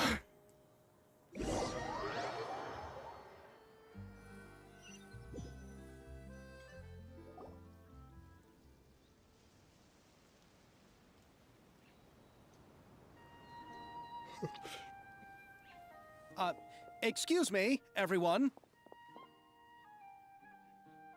I wonder where he been. Xavier! Feels like it's been ages since we last saw you. Literally. I've been talking non-stop with the Film Association, and I'm absolutely swamped trying to coordinate the film's marketing. So forgive me for not being around more often, but please believe me when I say that I will make sure everyone the exposure it deserves.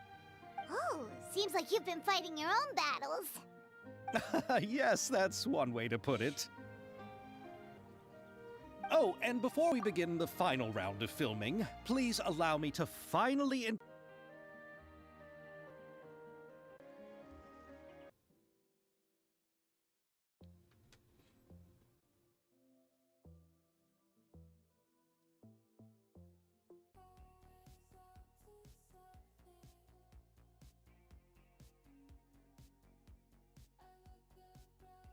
Ooh. Okay, yo, I think it should be back. Should be back.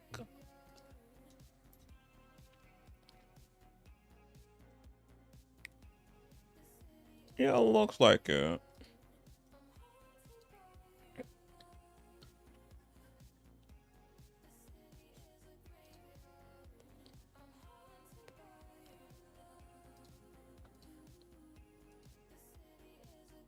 Yeah, it seems like I'm back up. Miss Man was acting up again. She been acting up all this week. And I think, not Wednesday. She wasn't acting up. Not Wednesday. She was at the end. What day? Monday. She was fine. Was that actually Monday? Yeah, I think this whole Tuesday, Wednesday, towards the end of yesterday. Now she's acting up. But it seems to be back up. Okay,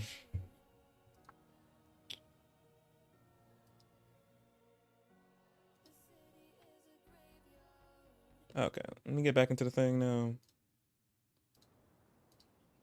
The original investor of our film, Mr. Morris. A pleasure to meet you all. Yes, glad to make your acquaintance, Mr. Morris. We've heard about the issues you've encountered with your financial situation, and genuinely hope that things have taken a turn for the better. Oh, well, the situation has indeed improved somewhat. Don't worry, Mr. Morris. Accidents and last-minute challenges happen all the time. There's no need to blame yourself over it. The good news is that we're almost done filming now, and I would even say that this is the best story I've ever seen. Is that so? I see, that's great news. All right, now that we've gotten all the pleasantries out of the way, let's get this show on the road. We'll mostly be filming typical people and scenery from the streets today to improve the sense of environmental ambiance in some parts of the film. Oh, and there'll be a cameo for Mr. Kamisato and Miss Yoimiya as well. They'll be used to show outsider perspectives on the fates of the two musketeers. That's right. Ayato should be here any minute. Excellent! Then let's start with the scenery shots. Camera and clapper loader, you're up. Yep, we'll be ready. Yep. Remember, all we need are some wide zoom shots of the streets. If you happen to find some particularly lovely patches of flowers and grass, feel free to grab some close-ups of those as well. Ready? Lights! Camera! Action! Okay, now move the camera slowly. Try to focus on that flower.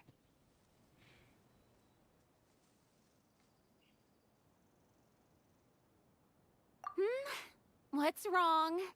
Just adjust the focal length a bit. Something the matter? Uh-oh, what happened? Huh? But wasn't it working fine for all the days before?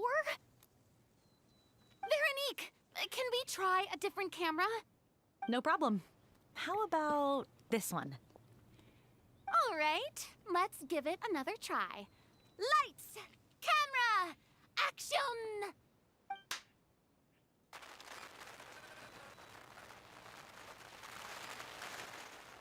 Don't tell me. This one is broken too?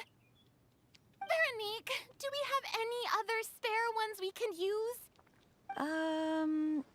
I'm afraid we only brought these two today. What? Then go find a workshop to get them repaired right away. Oh, and you too, Bono. Go find our spare camera in the warehouse and bring it back to the set. On it. Greetings, everyone. My apologies for the delay. Is something the matter, Ayaka? It seems like there are some issues with the filming equipment today. We're stuck for the moment. I see. Well, let's not just stand here twiddling our thumbs. Actors, to the makeup booth. We'll start on the next scene as soon as we get a working camera.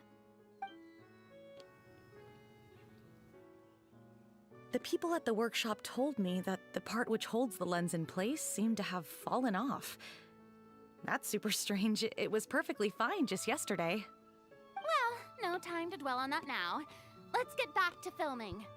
Ahem! Quiet on set! Places, everyone! Lights! Camera! Action! By the way, have you heard about that recent murder case? Yes, I have. It seems that they've caused quite the commotion in the city. I heard that the chief of the guards is so mad about not catching the culprit that he's about to explode. Oh? I find that quite hard to imagine, considering how he already looks most days. Director, we have a problem. Ooh. Oh, we're in the middle of a take! Couldn't you wait until we wrapped up this scene? No, Director, our film, all the finalized film that we've been keeping in the case has Disappeared. disappeared. Oh, no. What did you say? Mr. Bonneau, please take me to where the film was kept right away. I'm coming too. No, Yoimiya, you have to stay here.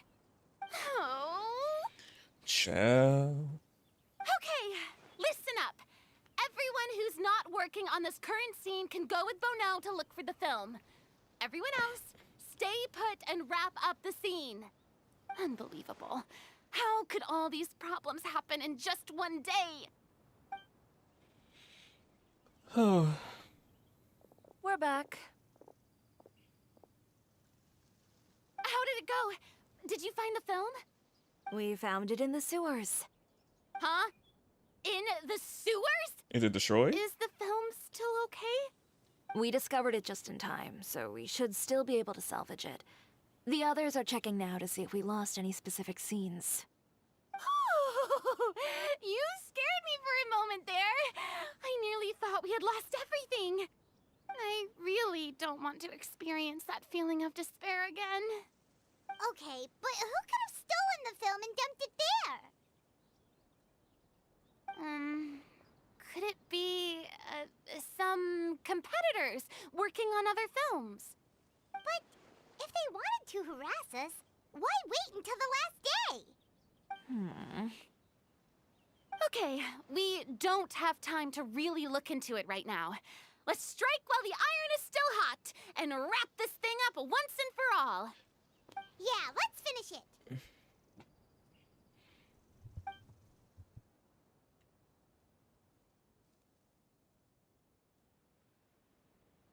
I would like to officially announce that our entry to the festival, The Two Musketeers, has now concluded filming! Paimon is spent. It's so late already. Even though the filming process proved to be extremely challenging, everyone provided valuable and unique contributions to the final product. Thank you all for your dedication and support. And just like Director Farina, I would also like to extend my most heartfelt thanks to all of you. Really, you've all helped me so much. All right, let's save the awards speech for later, and hopefully also get some rehearsals in before the real thing. Anyway, now it's time to party! Let's all make our way to the beach and have a celebration feast so loud and fun that even the blubber beast will want in. Oh, the blubber beast, yes. Paimon wants to party!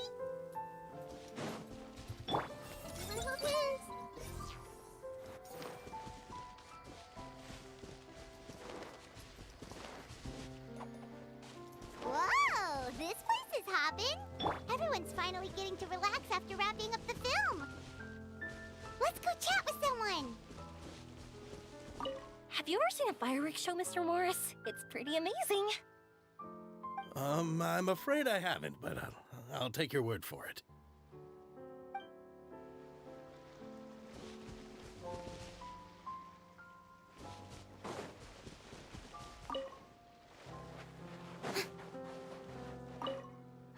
This is turning out to be quite the party.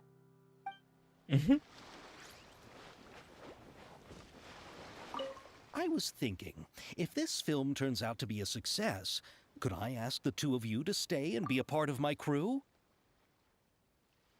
Of course, I'll definitely increase the pay for next time. I'd be more than happy to, Mr. Xavier. Thank you for the offer, Mr. Xavier. But I've made some plans to go on a journey to the other nations once the festival is over. The other nations? Is that so? Well, then in that case, bon voyage, Miss Veronique. Please feel free to get in touch once you've returned to Fontaine. What's the other nations you're going to? I want to know.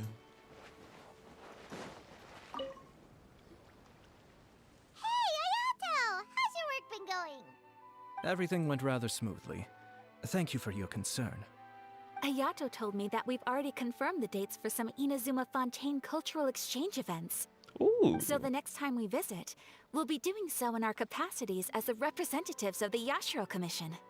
Oh, that's great! Then maybe Paimon will be able to find Fontaine detective novels in Inazuma from now on. Oh, wait. Wouldn't Yaimiko get upset if that happened? That would be stealing some of her business. You've got a point. She's always complaining that light novels have become bland and too predictable after all.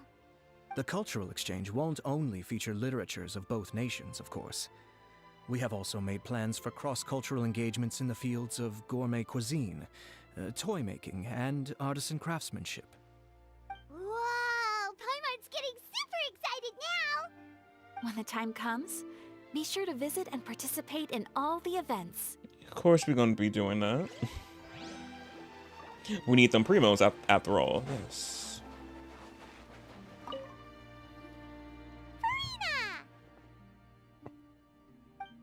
Oh, my darling clapper loader and camera operator.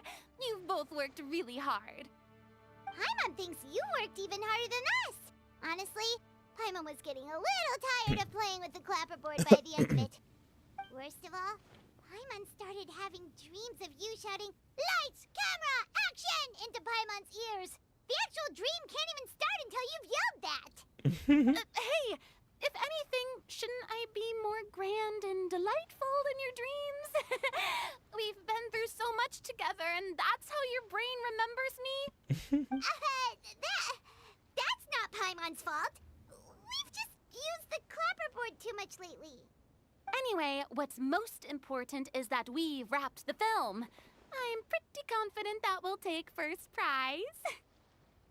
You mean the Farina Award? Hey, no need to mention the official name. Wait, now that you mention it, if we did win the prize, would Farina just get a statue of herself? Come on, I don't need that kind of attention. Xavier can accept the reward on our behalf. But just imagine! Farina accepting the Farina Award and holding a Farina statue. I'm going back to my dessert now. You all can keep discussing that on your own.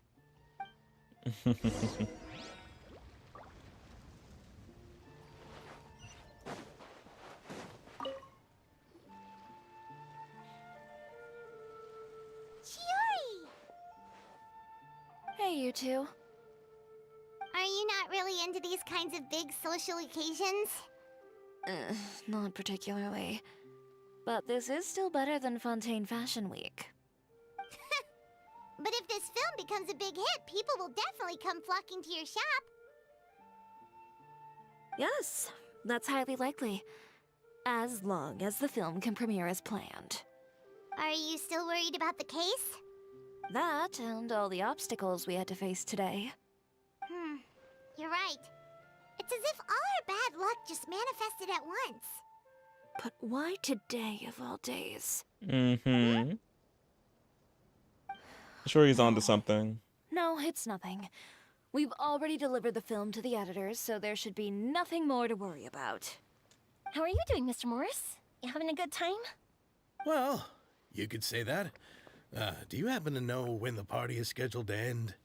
Oh, he had to go in a hurry. Judging by how much fun everyone's having, I'd say probably not until well after midnight. Is there something that you still have to take care of at home, Mr. Morris? Oh, well, I'm just not a late night person, so I might take off shortly.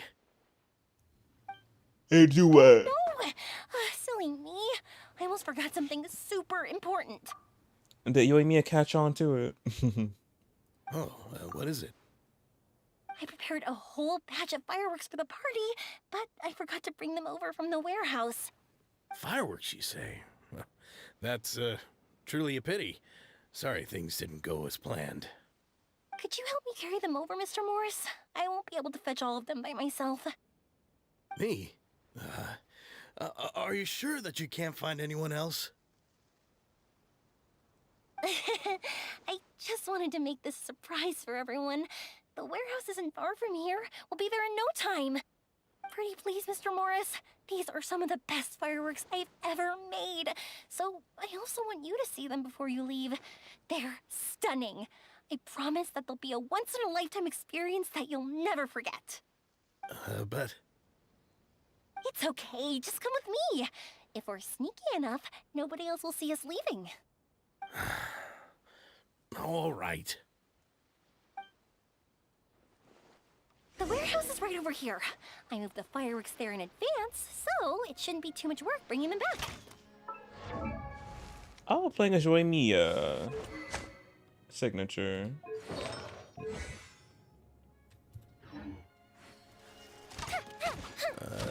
It's still a ways. Shh! Don't let anyone else see us. I still want it to be a surprise.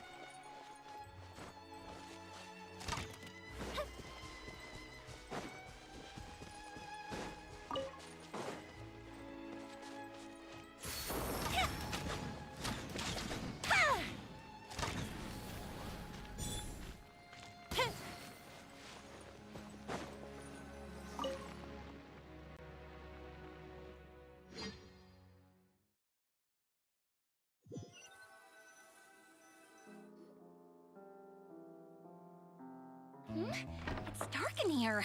Oh. Wait here, Mr. Morris. Cutscene. The light switch should be somewhere over here. Well, why did I have to get roped into this?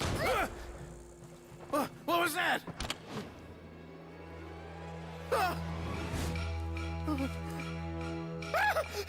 Uh-oh. Get me out! Get me out of here!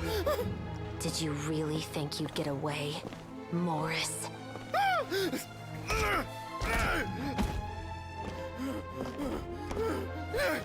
You've got the wrong guy. It wasn't me. I'm not the killer. You know, Eliza died a far more heroic death than this. She fought your assassin to the end, to save the children she had hidden beneath the floorboards.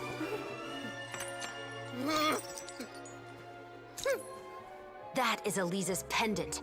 The one with a photo of you two inside. The one you gave her. Ring any bells? It's a fake! It has to be! There's no way! No way your assassin didn't destroy it, you mean?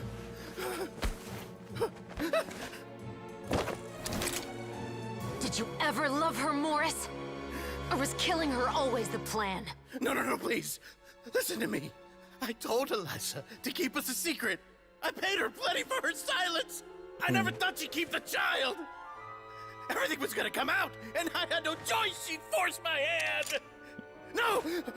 I'm begging you. I have money. Just name your price, please. You can keep your Mora, and you can go to hell.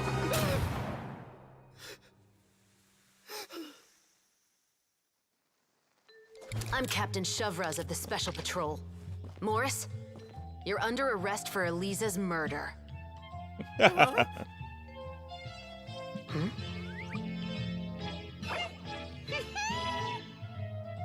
Oh, we were all in on it.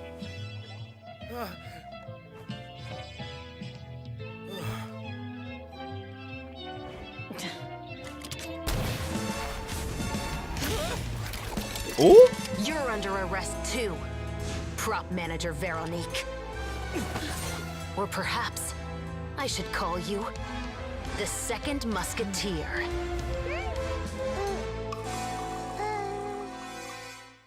What just happened? What's going on? This wasn't in the script. It wasn't. Drop the gun, Veronique. Why? Why would you keep me from exacting revenge on this heartless monster? Drop your weapon. This is my final warning.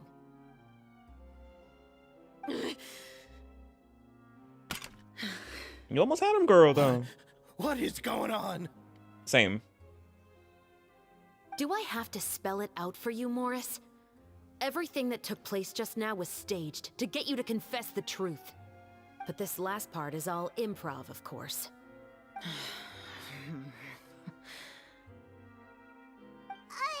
Shivers, you told us you wanted us to help you stage a play. You never said anything about the second Musketeer. It's because even I had no way to confirm my theory until now. Thank you for your performance, Yoimiya. Could I trouble you to go and bring in the other Special Patrol members? They should be on standby just outside. Oh, and please tell the other cast members not to worry about us. We'll be rejoining them shortly. On it. What a great assistant Yoimiya what? Yoimiya is. So what do you think, Morris? Care to talk about what happened 20 years ago? My patience is limited, you know. Don't force me to take you back to the interrogation room. I'd wager that you wouldn't last for more than a minute in there. With the recording we made, you have no chance of winning in court. Cooperating with us now is the most practical move. All right. I'll talk. I hired an assassin to murder Elisa. She once worked as a maid on my family's estate. She was very beautiful, and after some time I fell for her. We kept our relationship a secret and carried out an affair for some time, but it wasn't long before she became pregnant. Of course it ain't, because... of course. So who were you originally married to, anyway?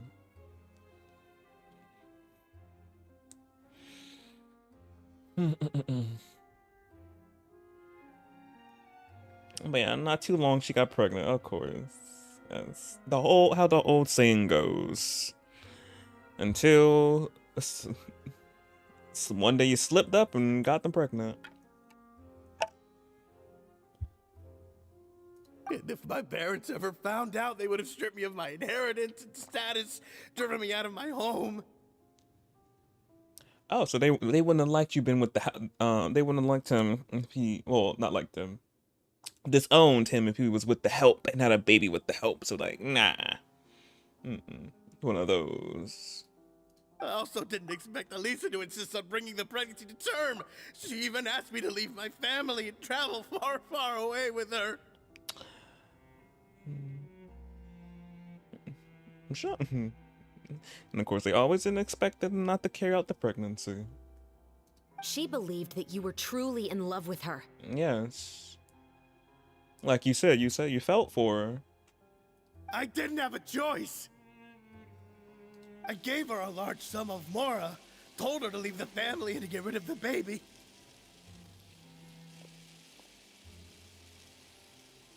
But then years later, she sent me a letter. There were photos of 2 children, and she even asked if I could find some time to visit them. Huh? 2 Two? children? Paimon thought Baptiste was the only... Wait, that's his sister. Ow. Even if she had the children against your will, you could have just ignored the letter entirely. Why kill her? I had just gotten engaged to be married to an heiress from another wealthy family. So if anyone were to find out about Elisa, my life would be completely ruined. I didn't have a choice. No, you always had a choice. You just made the wrong choice. Again. Do you know how it feels to watch your mother be killed right in front of you? My brother and I were hardly even school age yet. We were hidden beneath the floorboards, grasping each other's hands like a lifeline. We were so terrified that we didn't even know we could ever take a breath. All we could do was to watch Mother try to fight back, and then collapse to the floor. Even after the assassin left, we were still too terrified to leave our hiding spot. We thought that he might come back. It was only until the next evening when we finally climbed out and gathered around our mother. But she had already become cold and stiff to the touch. You made up your mind right then and there to bring this case to light. Not only that, We resolved to get our revenge. And that's why you became the Musketeers. No, that's why I became a musketeer. The man from before was also killed by me. My brother had nothing to do with it. I figured as much. Yeah, I knew he wasn't him. He killed. I already knew. You did? Yes. I once told these two that he didn't look like a killer to me. Mm-hmm. His confession from that night also rubbed me the wrong way. Mm-hmm. I think what really tipped me off was, how could I not feel a sense of regret in him? Huh? He confessed faster than any criminal I've ever met, but he didn't say a single word about you. He insisted that he was the sole perpetrator in the case. Yeah. But after the questioning ended, I disassembled the musket we dug up from his backyard, put it in front of him, and told him to reassemble it. Wanna guess how far he got? He had no idea where to even start. He's never touched a gun in his life. Based on that, I determined that he was not acting alone. He only surrendered himself to draw our attention and create a moment of opportunity for his partner. So, I decided to play along. And as expected, the second musketeer followed us without hesitation once she saw Morris get separated from the rest of the cast. Besides, why else would he call the novel The Two Musketeers? But how did you know it was Veronique? I figured it out the moment Baptiste told me his father's name. That so-called financial crisis was all just a ruse. He just wanted to sign up as the investor and then leave the film without any source of funding. After all, he has a vested interest in minimizing the reach of this story. It's really just the same thing as what he did to Eliza all those years ago. Human scum. But then Xavier pulled out all the stops and got the film made against all odds. Morris couldn't have that. With the killer in custody, he figured it was safe to act. And so he came to visit the set today, just as I expected. Wait, so you were behind all those mishaps today? Makes sense.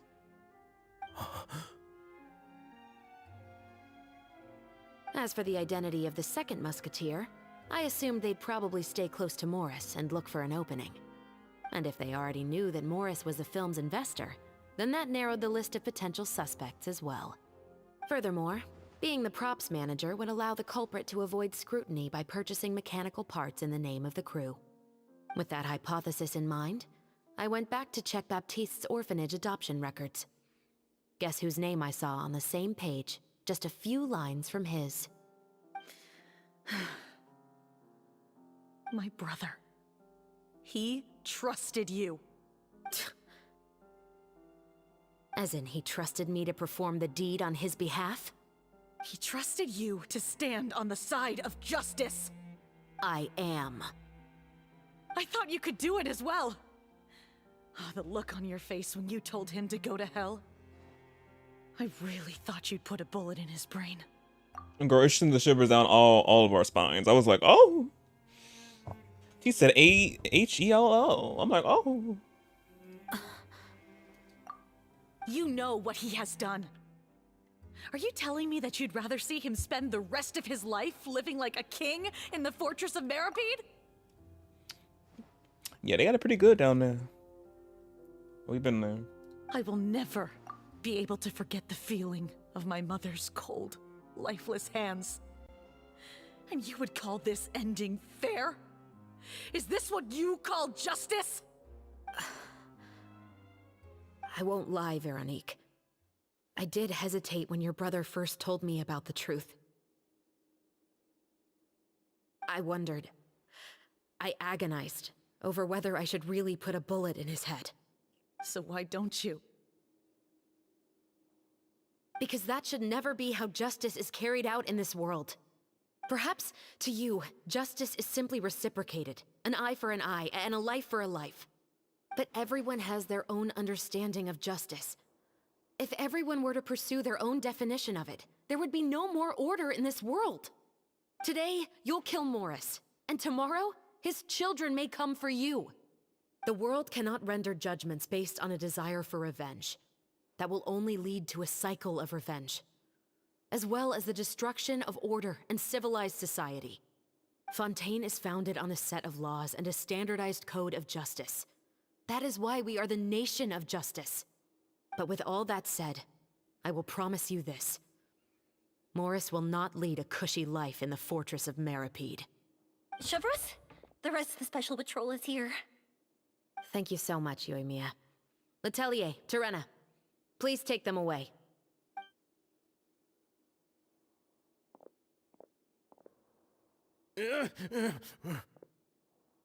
I still can't agree with your reasoning. I know. Justice has not been delivered.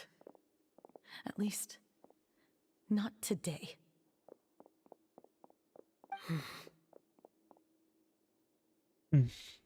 Chevros. Let's go. We should give an explanation to the crew. Thank you for your concern. I'm fine. I'm just thinking about the things in life that have driven people to take justice into their own hands.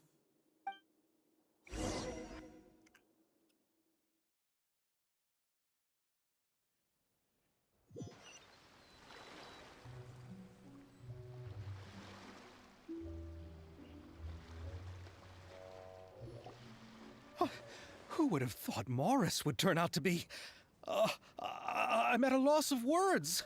How could he have done something like this? I'm just glad that you're all safe and sound. Who knew that such a labyrinth of cases would be behind this story? Well, what should we do now?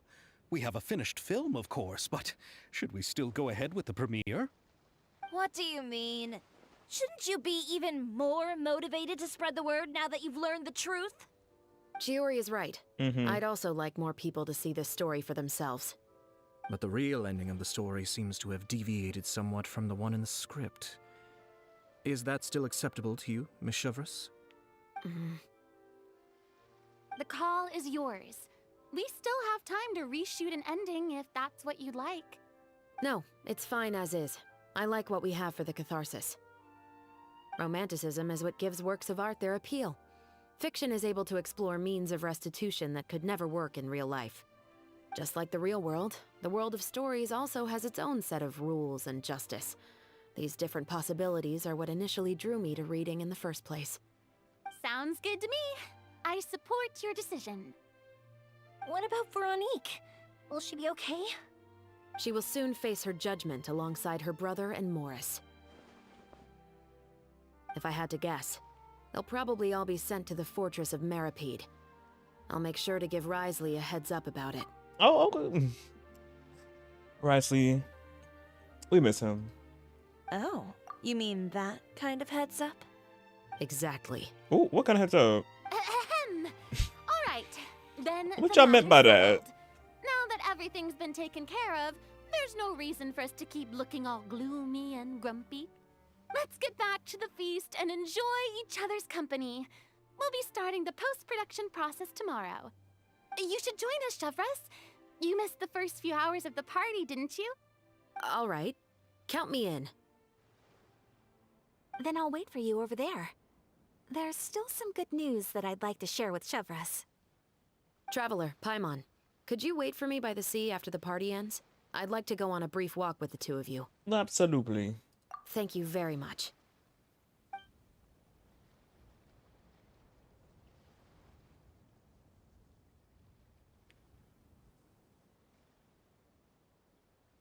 Are they playing Genius Implication TCG? Of course they are.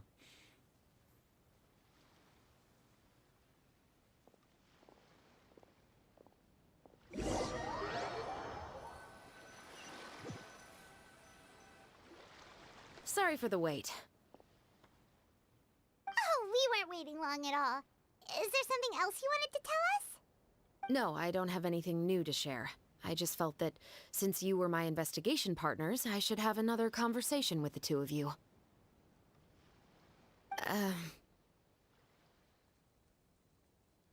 Traveler, how would you have responded to Baptiste's request if you were in my shoes?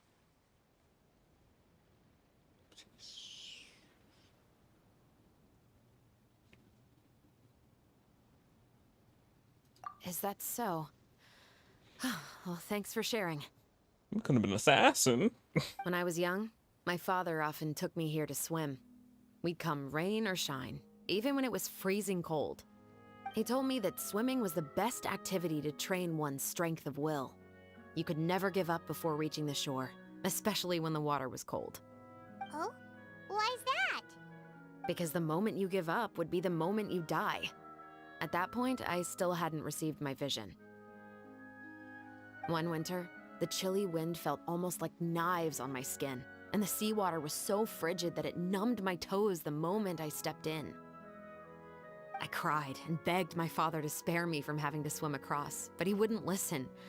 He used to be a member of the Special Patrol as well. That makes sense. You could say it was his way of educating his children. Yeah. That sounds awful. When he saw that I wouldn't stop crying, he just picked me up and tossed me into the icy water. The bone-chilling cold took away my senses. I couldn't feel anything but fear and rage. I waited for my father to save me, but one look and I knew he'd already started swimming for the opposite shore. I realized that if I were to give up, I really would die right then and there. I used all of my strength to try and catch up to my father. Those few minutes felt longer than my whole life up until that point. I did, however, make it to the other side. I've never felt afraid about anything in my life after that, nor have I ever cried again. That way of teaching would have never worked on Paimon. Yeah, I don't think that was the right method for anyone. It's just that, working now as I am in the pursuit of justice, I still sometimes feel like I've been tossed into that winter sea all over again. The anger and the helplessness. Chevres. But the worse I feel, the more I know to never give up. The alternative would be to forever lose myself among the waves. Anyway, how about a race? Neither of us will drown, but we can still see who swims faster. Okay, the tone switch after after all little deep talk. I'm like, oh, okay. A game.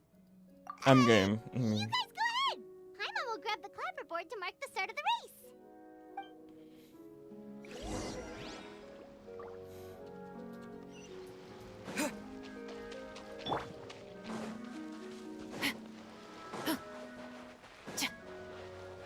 Final warning! Go! Wipe out! Hydro Traveler.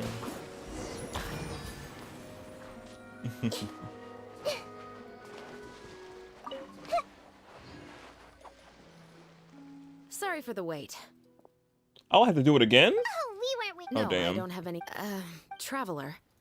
How would you. Is that so? When I was young, my father. He told me that swim. Oh?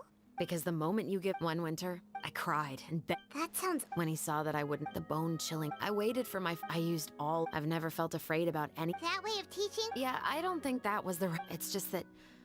Working now as I am in the pursuit of justice. Chevre. But the worse I feel. Anyway, how about a race? I had to sit through that all again?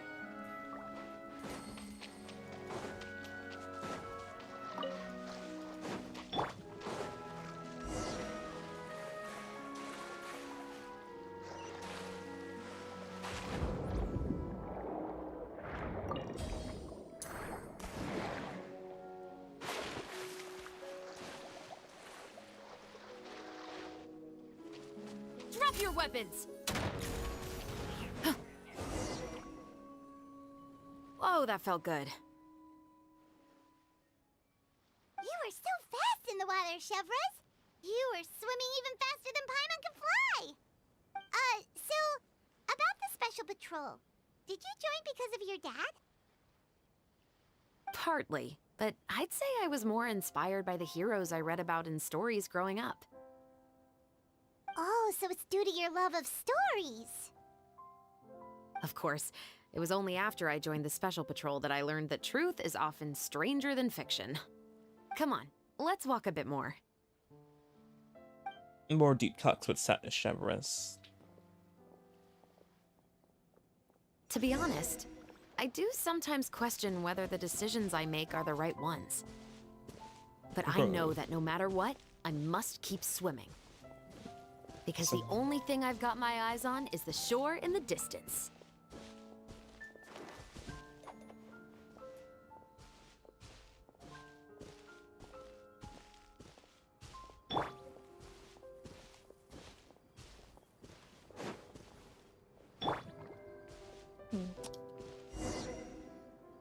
Thank you for coming on this walk with me.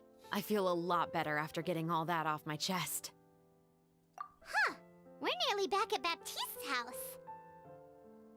Huh. You're right. I didn't realize we were so close. He really did plant a lot of flowers. It's just like how he described it in the story. Huh? Wait. Paimon, Traveler, look! The rainbow roses in the garden. They're in full bloom now. Ended Act 4. So much information. What's revealed? Oh, 10 more. Oh, damn, 10 more days. Good thing I'm doing it now. Let me just now seeing the time remaining.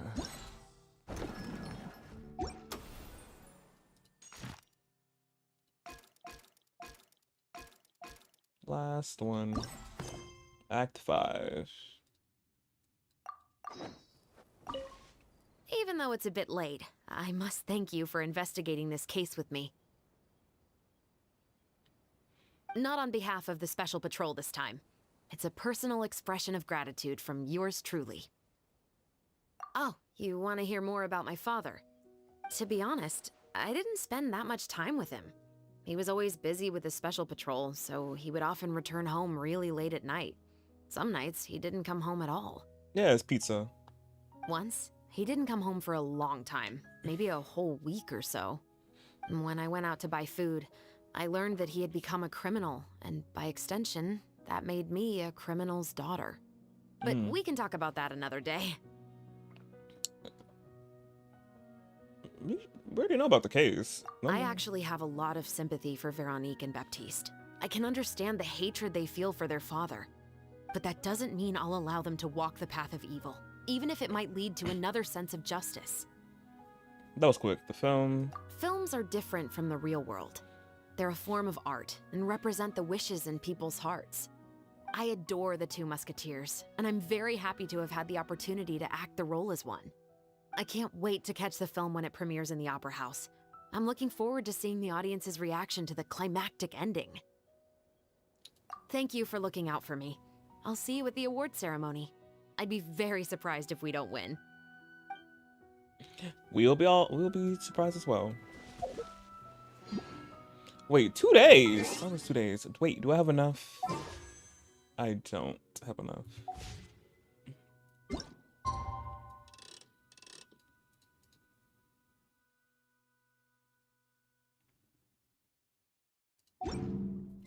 Two parties are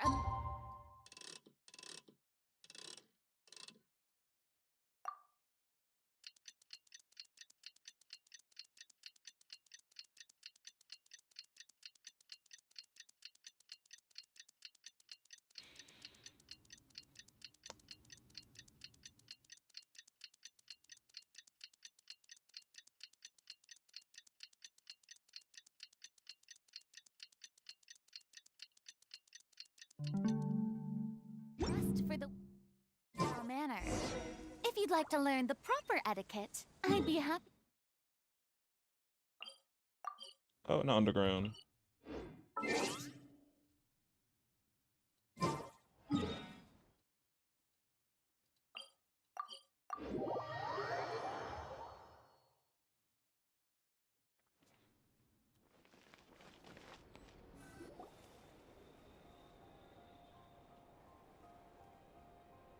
Some more time has passed. We needed more time. We had 2 days. We had to have more time pass. Interesting.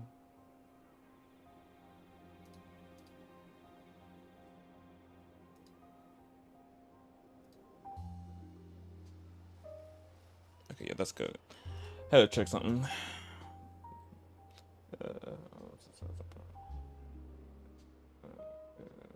And Yay! It's been a while. Hey there, you two. Sorry I've been scarce. I've been buried in marketing and preparing the film for release ever since we wrapped post-production. The award ceremony is today, right? Paimon wonders if we'll win the Farina Award. I'd give it a 90% chance. Farina! Oh, Paimon didn't know you were already here. You're earlier than everyone else. I'm sure the others will also be here in no time. Xavier, if we end up getting called on stage, shouldn't you come up with a name for our crew? What? But we don't even know if we're going to win. I wouldn't want to jinx our chances by celebrating early. Just open your eyes! Surely you've seen the audience's reactions to our film. We've had nothing but critical acclaim. You've also had conversations with the Opera House's operating staff, right? Didn't they want to increase the number of showings? With the more you've made from the box office, you can now open your very own film company. Oh, yeah. But that's all credit to my amazing crew. You've all helped to make this a reality, so I can't be the only one asked to come up with a name. Well, give it some thought. I'm sure the crew will respect your choice.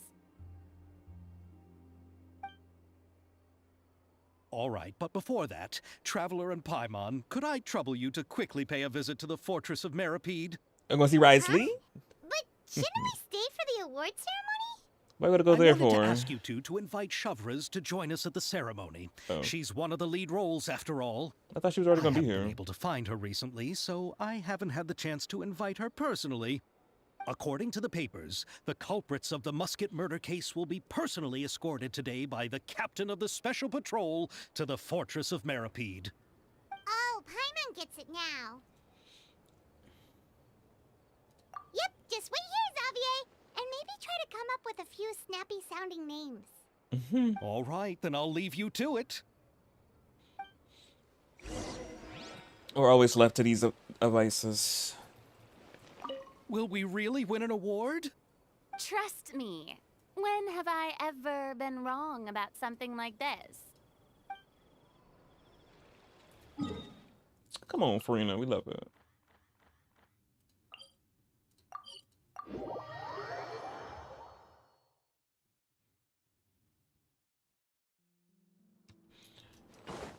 Oh, we're going into Risley's office. Yes. Been a minute since I've been in here.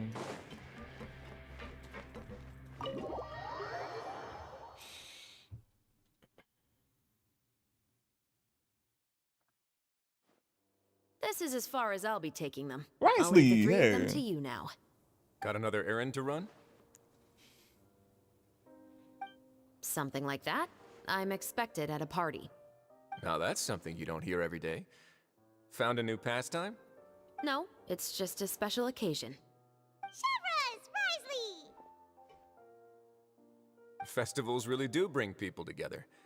It's been a while since I last had so many visitors at the Fortress of Meripede. Call it the festival spirit, I guess. Yeah, you could say that. Even our head nurse has gotten herself all worked up preparing super deluxe nutritious shakes. Uh-oh. Just one gulp and you'll have met all your nutrition needs. Statuine. Talking about work just now. We've already finished discussing everything. So, what do you think about my heads up, Mr. Risley? I believe I haven't yet made any promises or guarantees. But you also didn't shoot me down. Here, how about this? You could give everyone a copy of the newspaper. Perhaps on the day when the cover story happens to, oh, I don't know, expose a certain someone's misdeeds from 20 years ago? I suppose then a certain someone may soon find himself the most unlucky person in the Fortress of Meripede. Seems like he's down with the heads up. While another two people will soon be hailed as heroes. Speaking of heroes, did you two need something from me? We needed Shavraz. Oh, actually, we're here for... But we don't mind talking to Risley either. You're here to invite me to the party, right? Don't worry, I didn't forget. And we wanted to say hi to Risley as well. Ooh, then let's head back right away! See you, Risley! Happy And the same to you. It was so short. Bye, Rosalind. Please, go and enjoy the festival. That's all he has to say.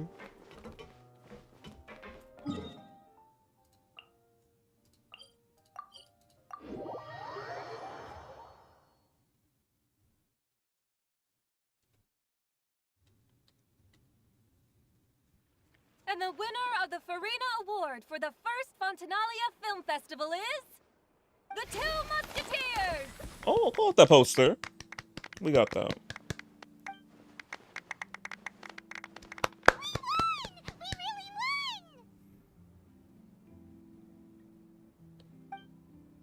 Congratulations, Mr. Xavier. We won? I can't believe it! I really can't thank all of you enough!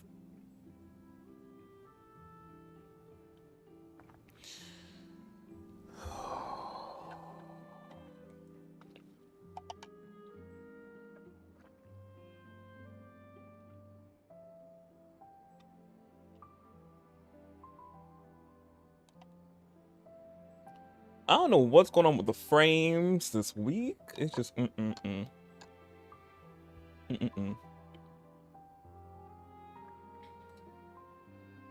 But they went back up. Welcome. See? My takes on Fontaine's entertainment industry have never been wrong. Now, please welcome to the stage the producer of The Two Musketeers, Mr. Xavier!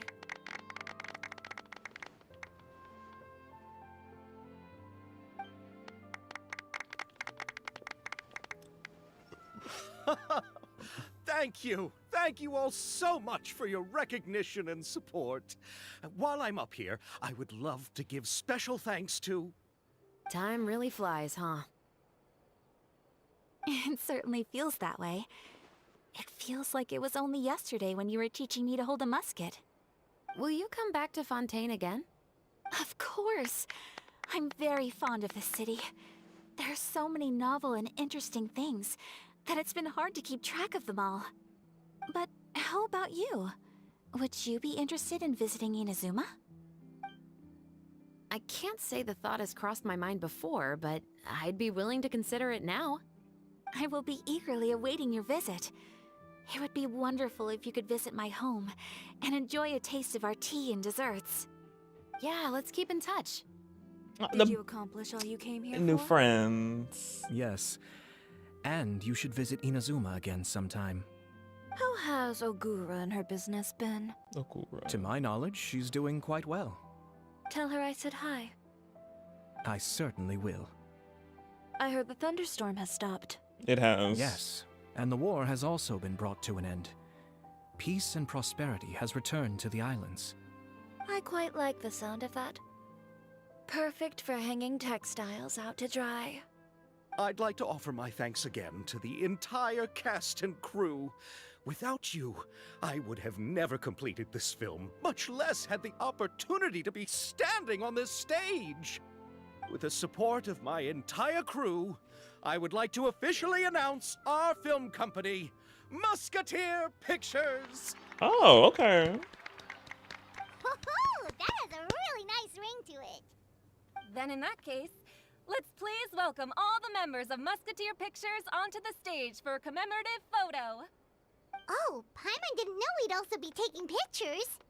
Director Farina, I believe you are the most deserving person to raise this trophy. Huh? No. There's no need. It's so embarrassing. Ma'am's already on the trophy. I'm like, does she? She wouldn't feel right. It's an honor the director deserves. Yes, I agree. Just accept that you're not getting out of this. Ready, everyone? 3, 2, 1. Musketeer Pictures! Oh, this is so cute. It's a cute screenshot. Oh, Farina holding her herself up.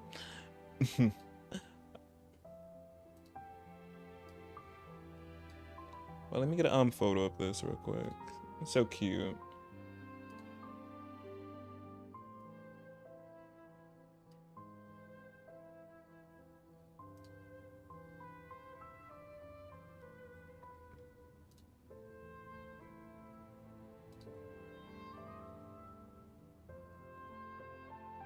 It's so cute.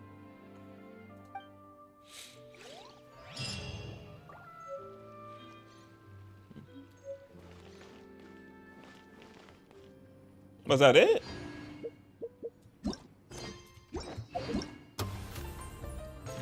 Oh, it usually would have popped up the little thing making it the end, but it didn't pop up. But we finished all the acts.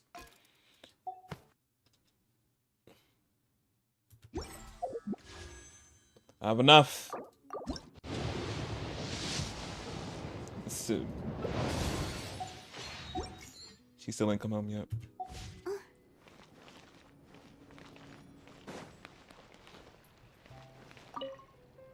Lady Farina, please allow me to take just one more photo of you. I would also love to get your autograph, just as a memento of our time together on the crew. Hey, I've had enough of the camera flashes from when we were all up on stage. But, Lady Farina, you are the best director I've ever met! The most photogenic maiden in all of Fontaine! This kind of lively and celebratory setting is exactly where you shine. I believe all photographers would agree. Come, the brightest star of our land! Show us your light! The camera is waiting to sing praises of your beauty! Well, I'm flattered, but... All right. I'll humor you and try a few more different poses. But I don't have to hold the trophy, right? Of course. You may pose however you like. Thank you so much. Thank you so much. By the heavens, my luck has been beyond belief. I'm having a hard time coming to terms with it now. Oh. They still trying to get Farina in the spotlight.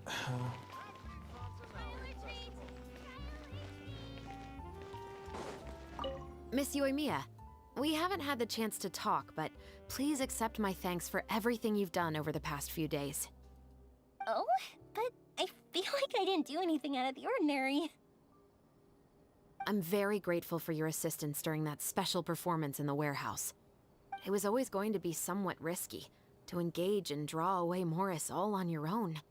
You're only a civilian and have never been trained to act in such a dangerous situation. Don't say it like that. As the director's assistant, it was my duty to help out the crew however I could. It was an honor to help you solve the case.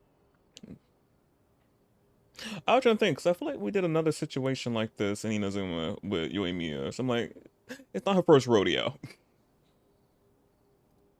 I have to admit, though, my heart was thumping super hard the entire time I was laying on the ground. I was scared that everyone would notice. You did great.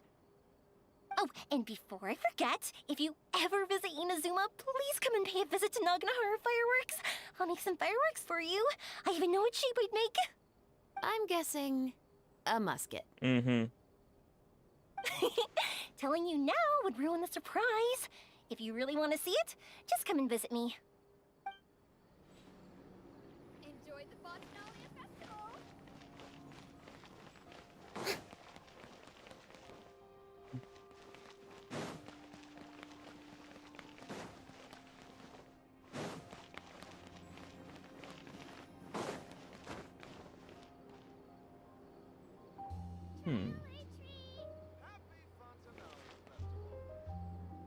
I wonder where the siblings are.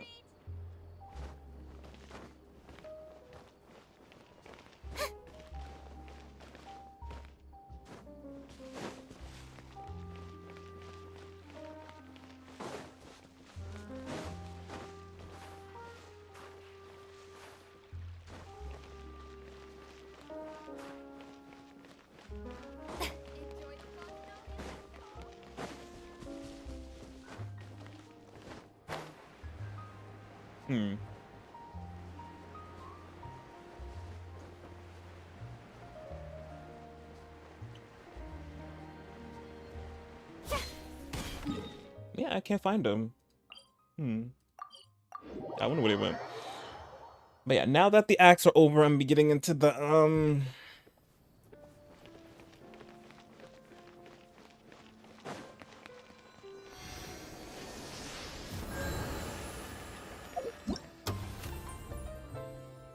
get into the activities, festivities. Finish these up.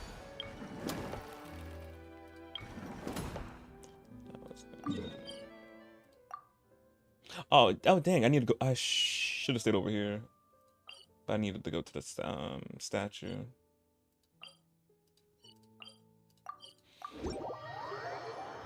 And that nap was everything? I bet it was.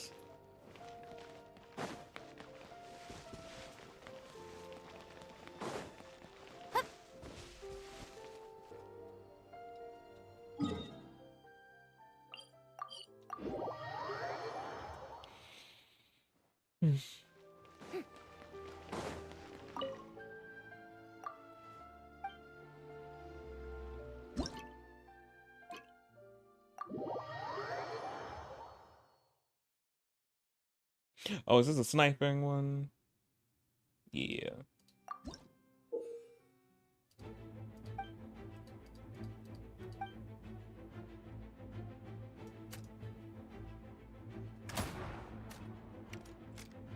Oh, I need to not shoot that.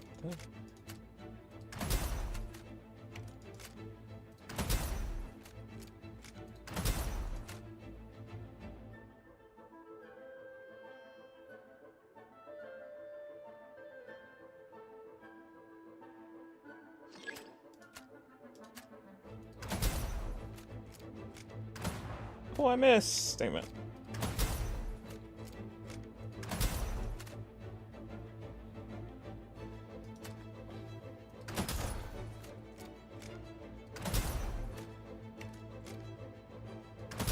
So something about sniping these silly trolls do not feel right.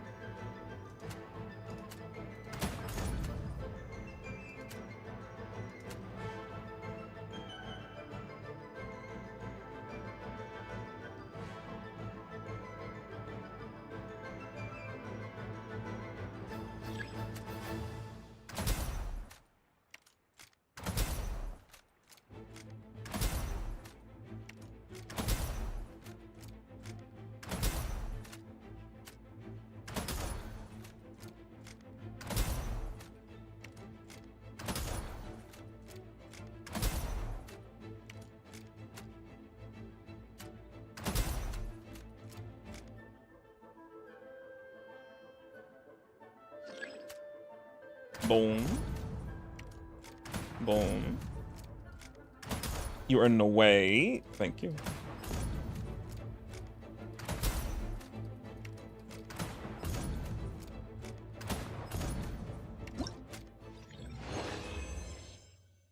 Did it?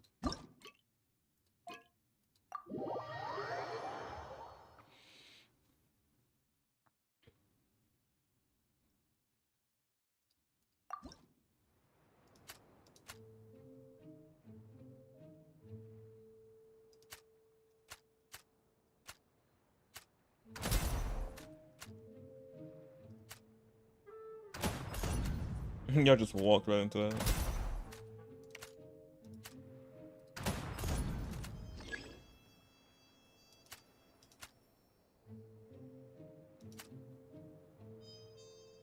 Walk right. Boom.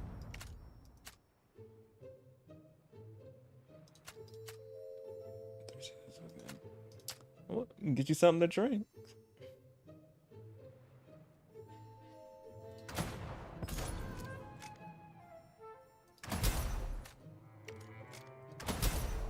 Not you just got a good headshot.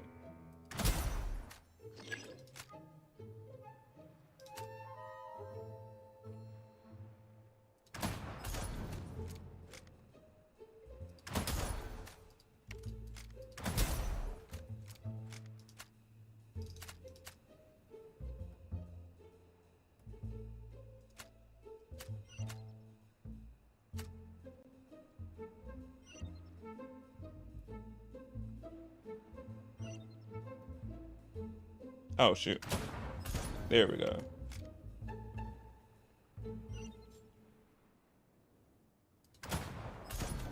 Hmm, 2 out right there.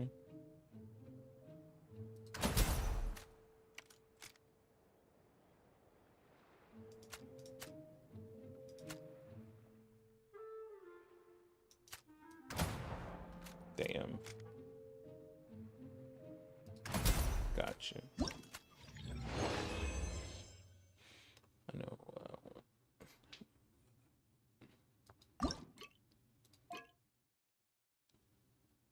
Some watermelon juice. I know that's what you like.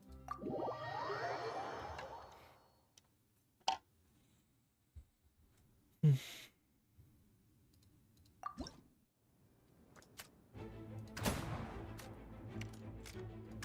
mean, not me hitting the ground. My aim, child.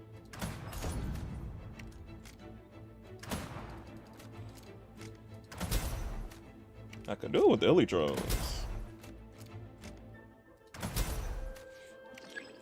A Long Island iced tea.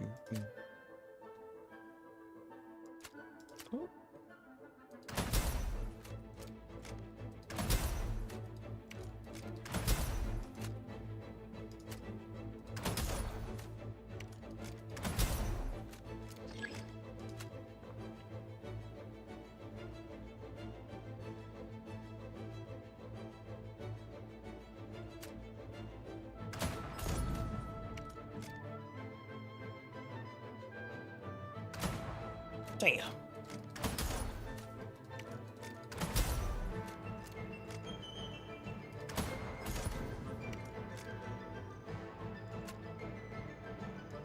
Oh, where did you come from?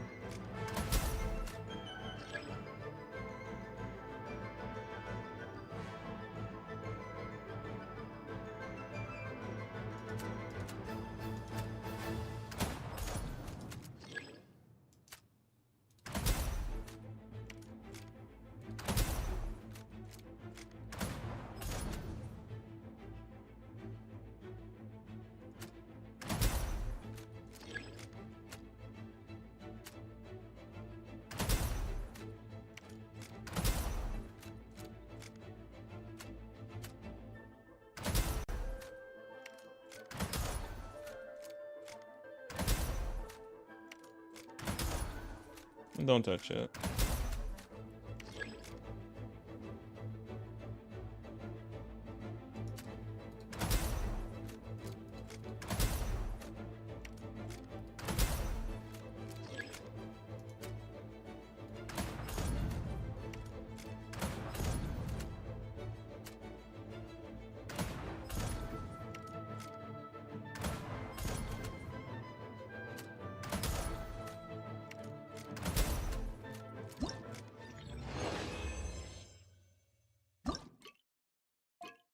Did all of them?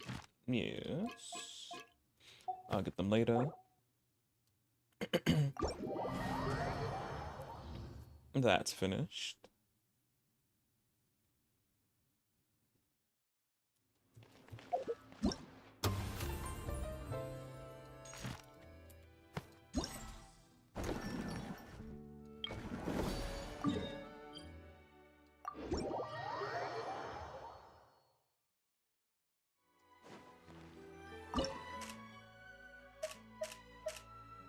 Oh yeah, this is the combat one.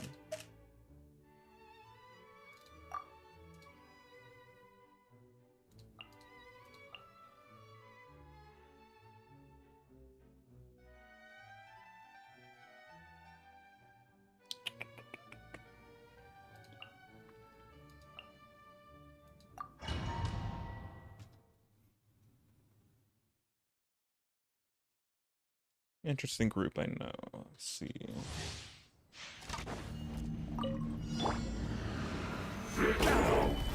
Emerge, right now, right here. Your grand finale, observe. The fuse is lit. Here come the fireworks.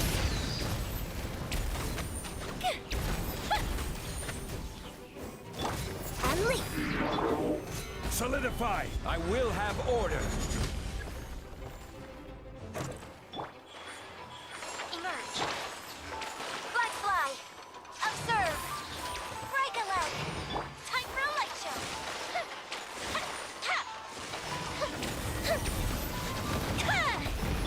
here, right now. I'm always watching. Stabilize. Cool the ship down! Flags up! Observe! Fuse is lit! This is order. Solidify. Your grand finale! Flags fly! Observe! Right here, right now. Emerge. Time for a light show!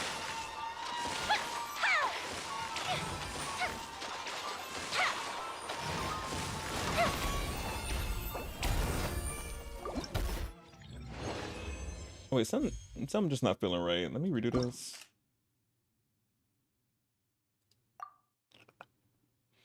For a second, blah blah blah blah blah blah blah blah. Let me switch this up.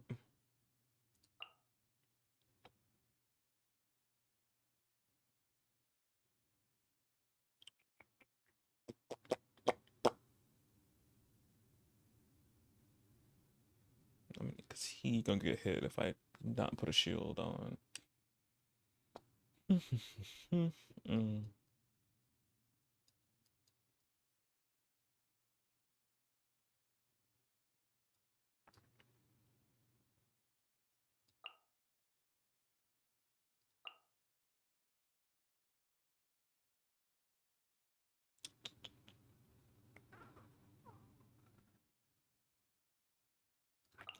Let me see.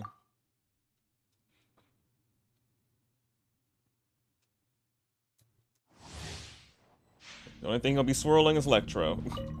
Right now, emerge. A bitter pill to swallow. Stabilize. A sight to behold. Right now, emerge. Right here.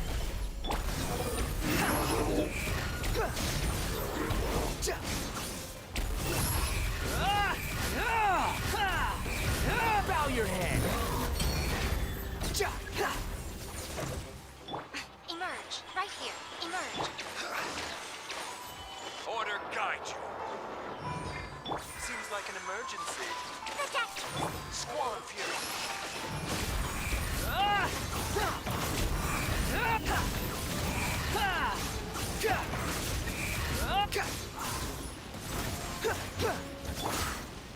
Right here. Emerge.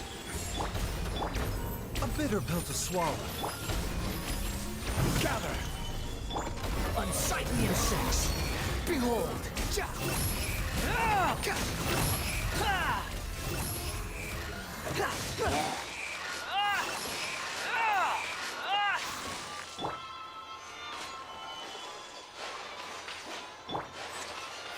Right here. Emerge. Right here. I'm always watching. This is order. Right now. Right here.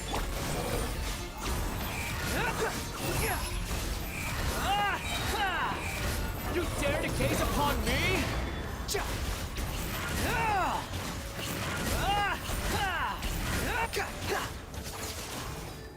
The wind rises. You're dead.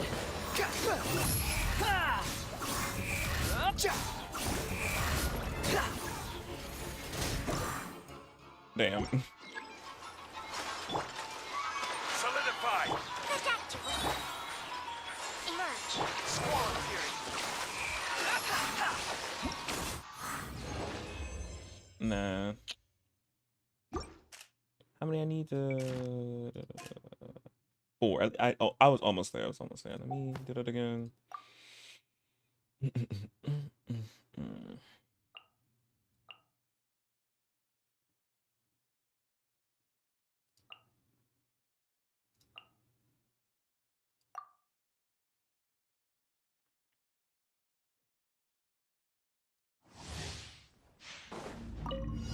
Settle down.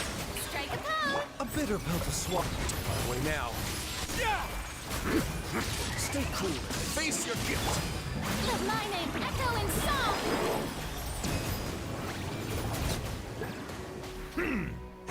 Bow your head. Protect. Remember.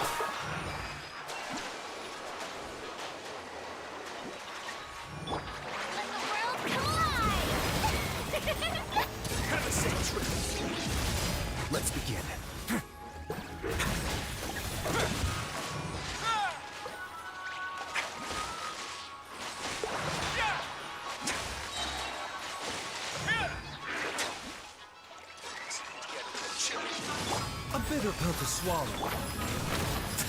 Let my name echo in song! Seems like an emergency. Settle down. Be sanctified.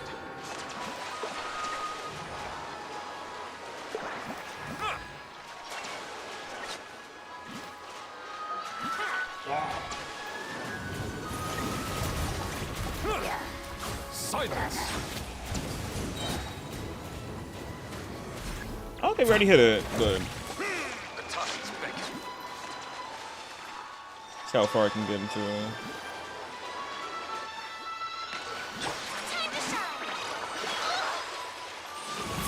Oh, let her finish her ult. Damn. Mind the side effect. Way now. Have a seat. Bow your head.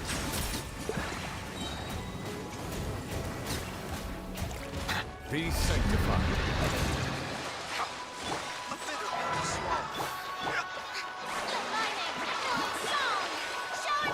Taking a turn for the better.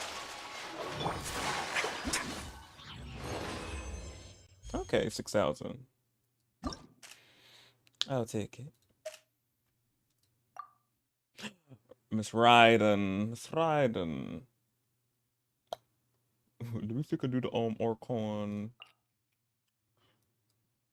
Or the Orcons. Well, not all of them, obviously. Can't put them all in one group. Might just Fenty. Yep.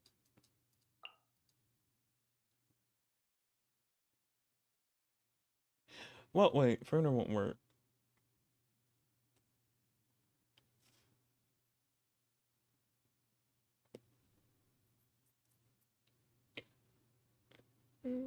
She's gonna be training there.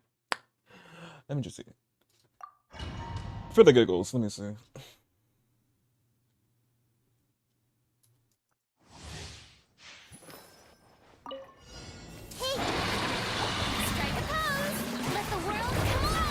Illusion shattered. Time for takeoff. The Temple of Wisdom. Inazuma shines eternal.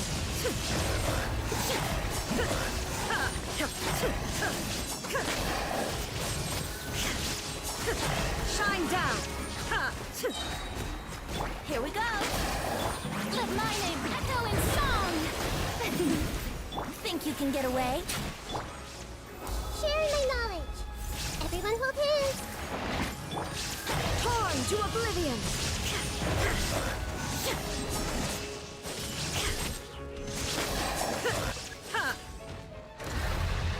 Time to shine. The Shelby, brace yourself. I see everything. There is no escape.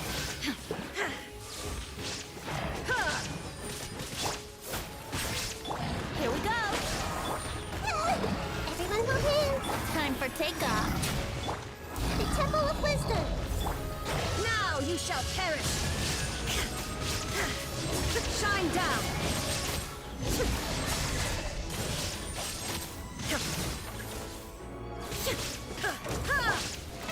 How brilliant! Let's play. I see everything. Inazuma shines eternal. There is no escape. Let the world come alive. Think you can get away? Make yourselves at home. Everyone hold hands. Yeah. Illusion shattered. Now you shall perish.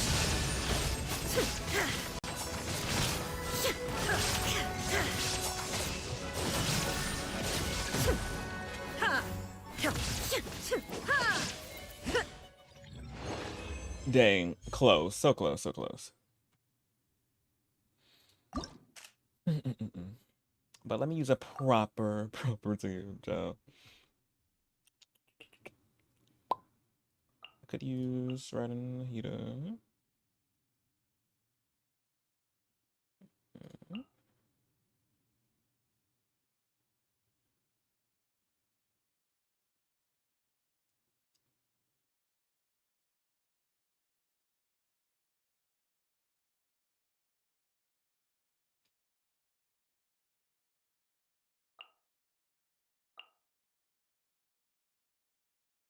Where's she at?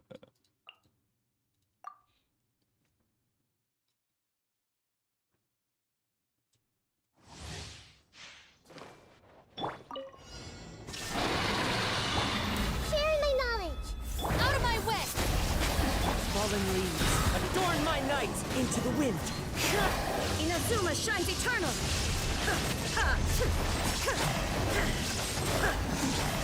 There is no escape. Hey! One with nature. I'll settle this. As one with wind and cloud. Illusion shattered. The Temple of Wisdom. Now you shall perish.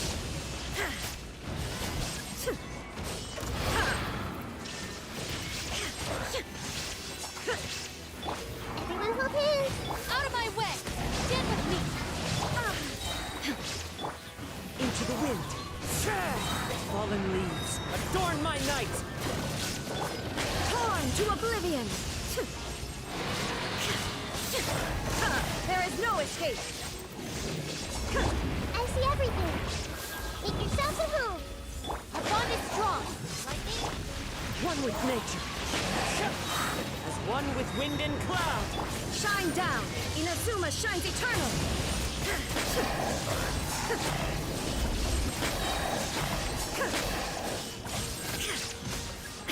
Ha! Illusion shattered. Share my knowledge. I'll settle this. Fallen leaves, adorn my... Now you shall perish.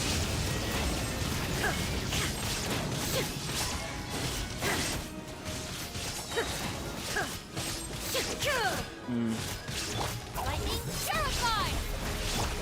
Hey! Clouds high, the birds call into the wind. Inazuma shines eternal.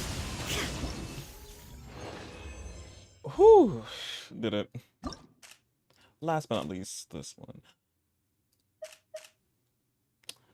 Okay, so we know not to put some Hydra. Well, see, freezing. What we doing? Oh wait, no, but yeah. Never mind. Is it? I was like, yeah, Geo gonna be needed in here.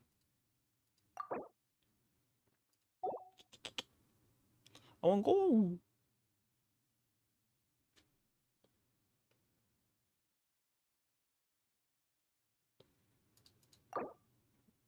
Doesn't look like any Cairo enemies are in here. Wow, what glitch? Yeah, there's no Cairo enemies in here. So I can put or Dendra. I can do Dendra as well.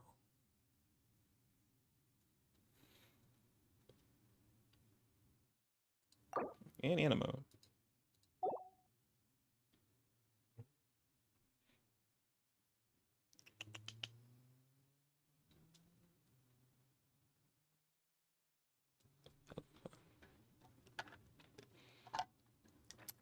That looked fun. What, me with the destroying all the enemies?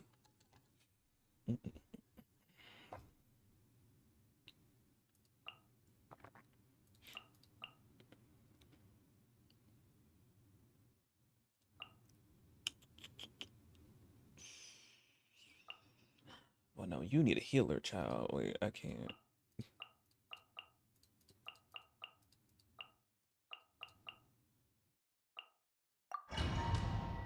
Yeah. Navia! She don't got her signature weapon.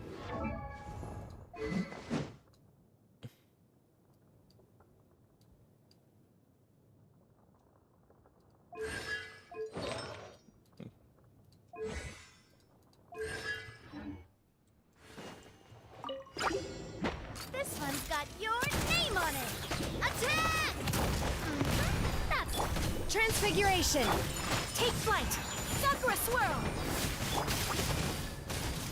I'm pressing This E. one's got your name on it. There we go. Ha, umbrella warfare, I guess. Order guide you.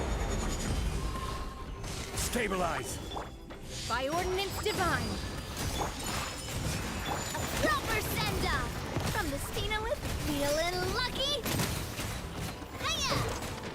Feeling lucky? Oh, it's so cute just seeing her using the crystallized crystals. Love me. My will embodied. Kamisato art. Soretsu. Fire! Well, with this one's got your name on it. Order guide you. Cryo incarnate.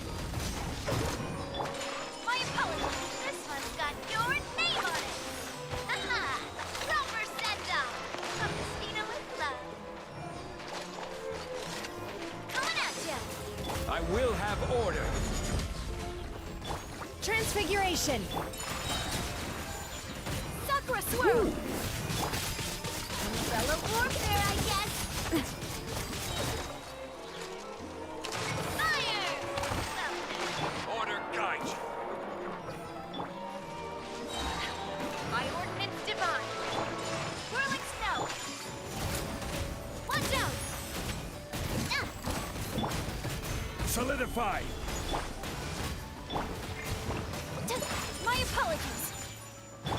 Feeling lucky? A proper send-off from the Spina with love. This is order. Gather. Take your true form. Coming up. Oh, it was so fun playing with Navia, my heart. But yeah, her using those crystals, you know, Joe, she did a lot of damage. But that was so fun. Okay, got all those, Gucci. Next.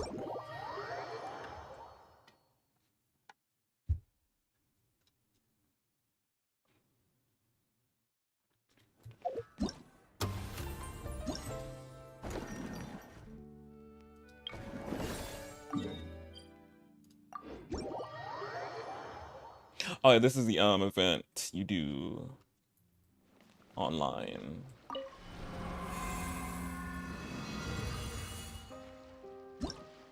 Wait a minute. Let me see something. Wait, let me come back into the game real quick.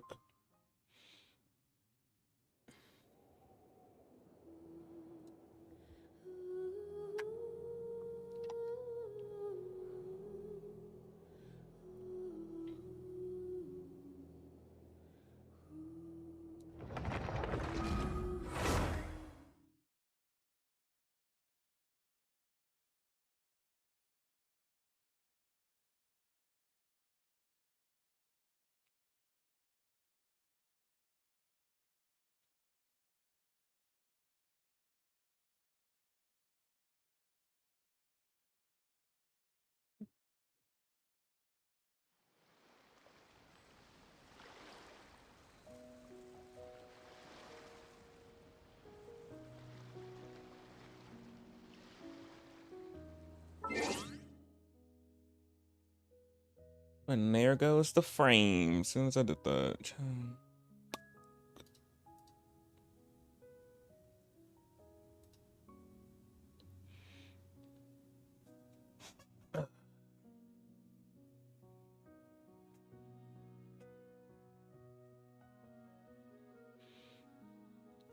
Please, we got a couple more events to do. Can you stable out for a little bit? Thank you.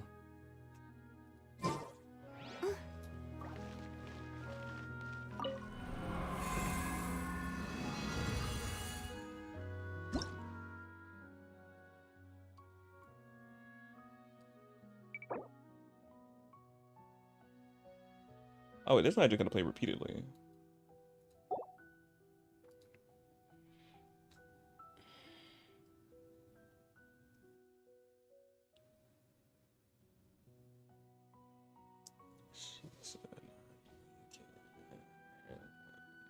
Now you ain't getting her enough for Christmas.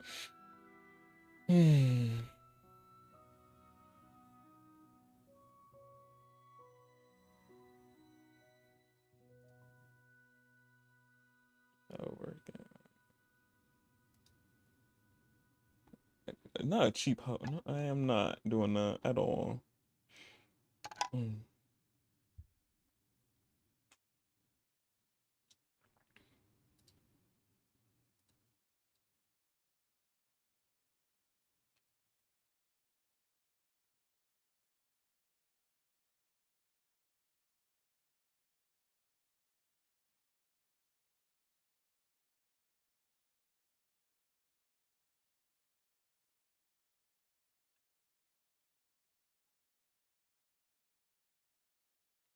She's still continuing to drop.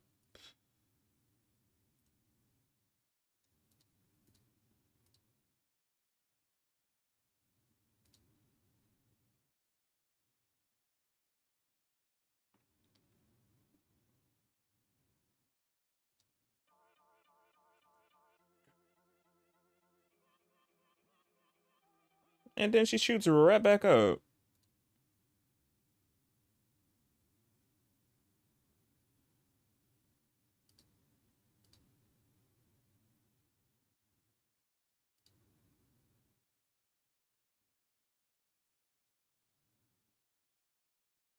Okay, yeah, it's back up. Ciao.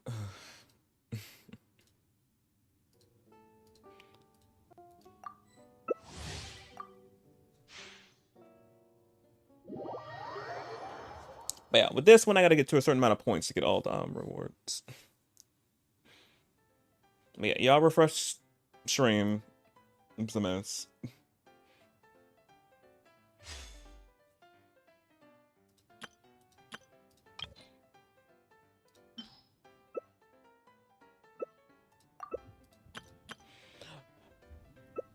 My target is a blue zone. Say less, my color.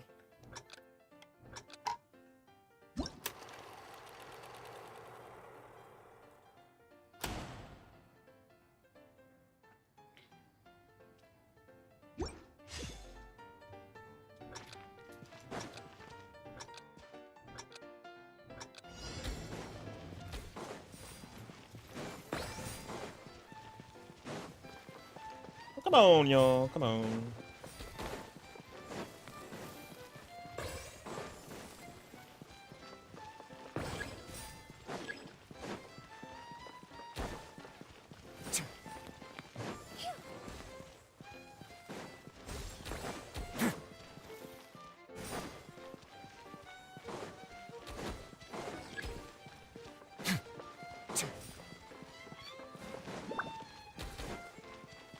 Wait, no. Damn, I pushed that into theirs. Come on.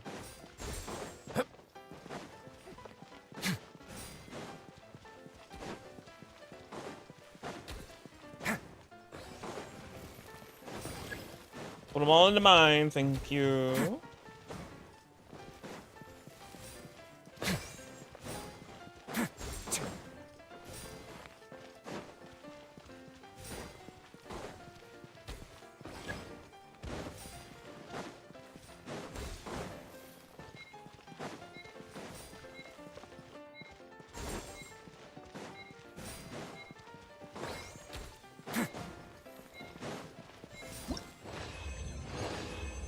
Oh, the points. The one.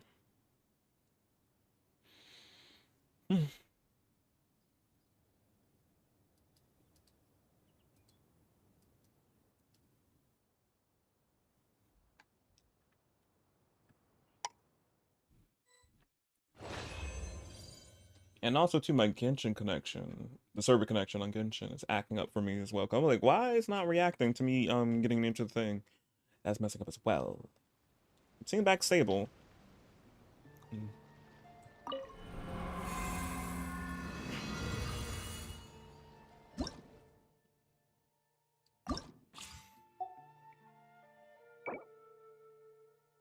Oh, we're getting up there.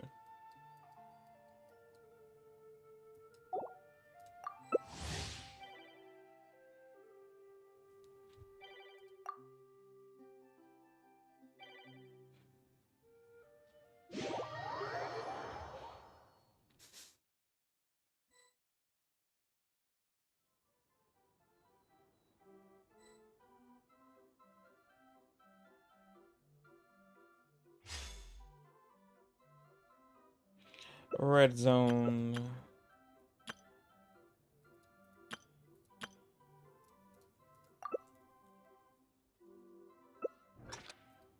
Oh dang, I wanted to change to Risley.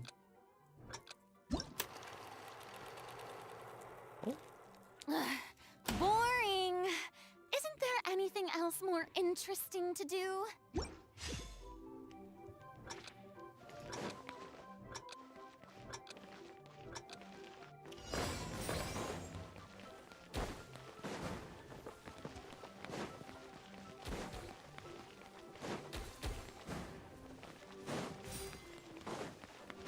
Come on, y'all. Yep.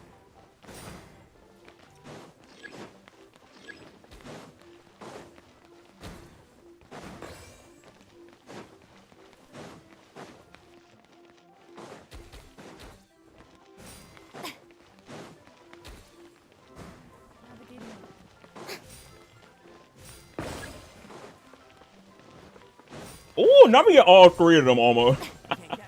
My goodness.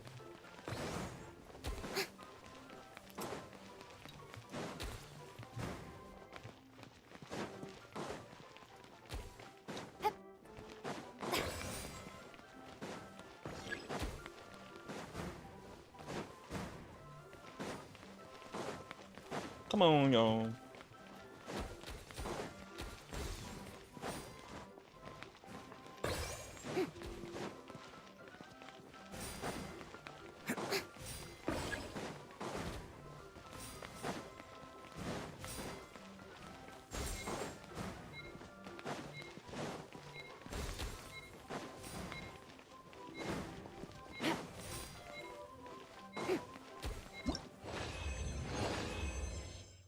Did it go? Okay.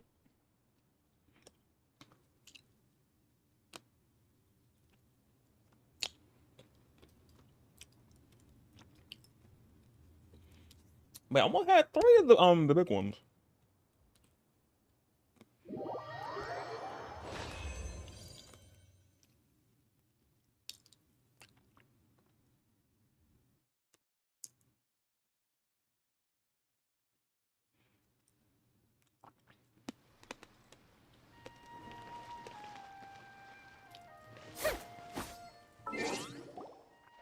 Dropping again, Joe.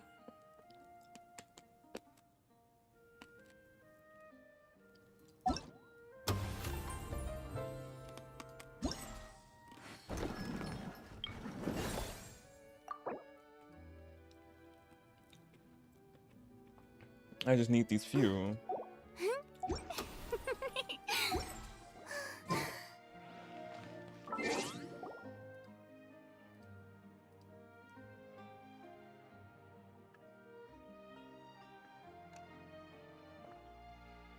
Okay, we're back up. If only y'all can see, she just teeter-tottering back and Being forth. too popular can be such a hassle.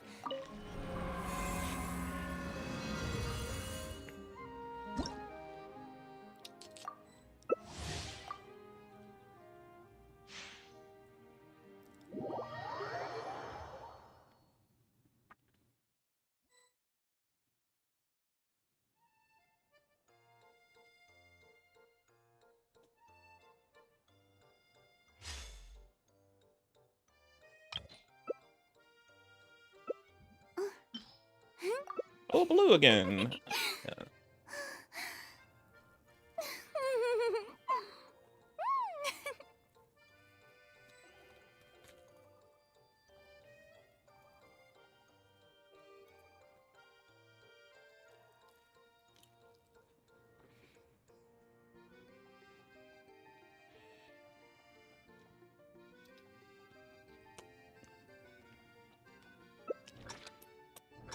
Tea parties are a must for the well-mannered. If you...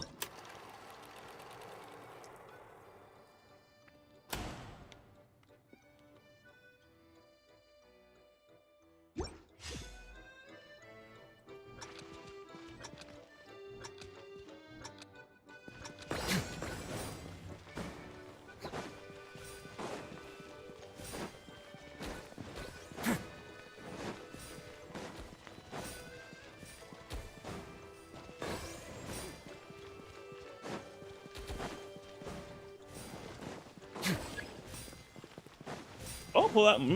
Go in mine, thank you.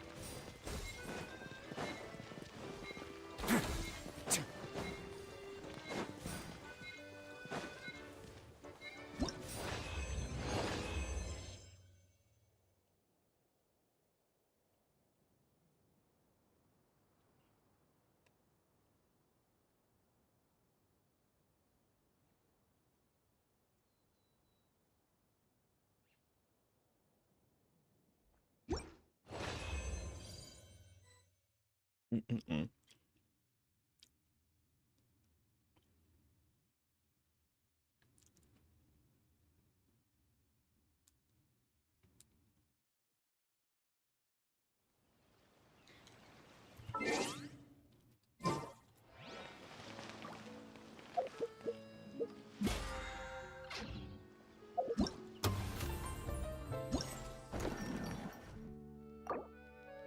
Oh, good. I got all of them.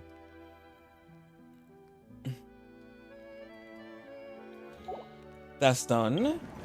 Last but not least, this.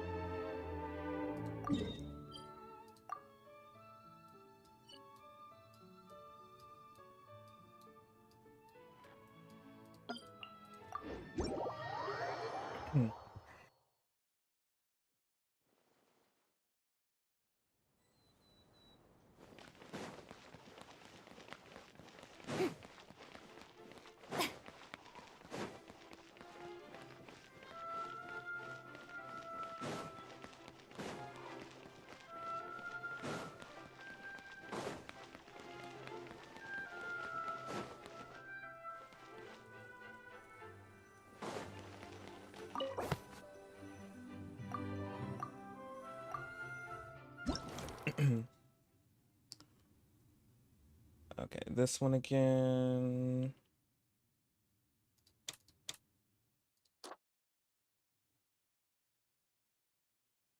Oh, highlight the sun.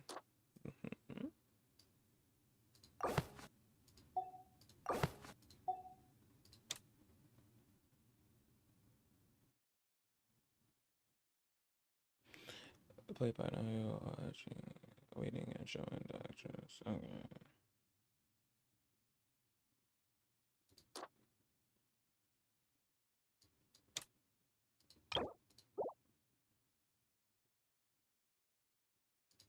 This one.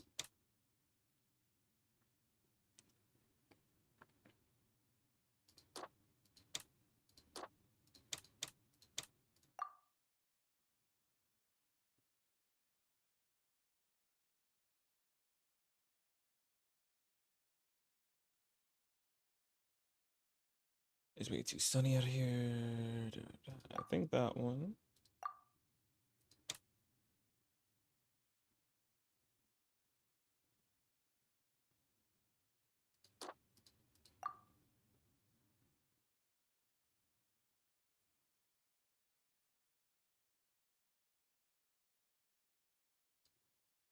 I think that's it. Roll it.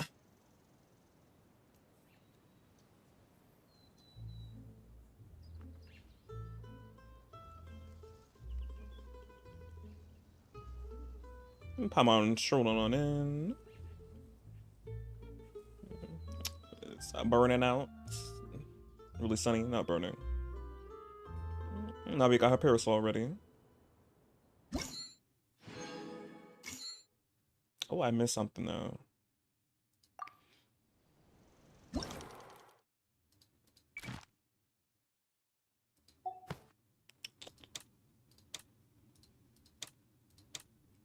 Oh, it was just this one. So it was just, but this one looked so much more better though. And I thought they want this one in particular.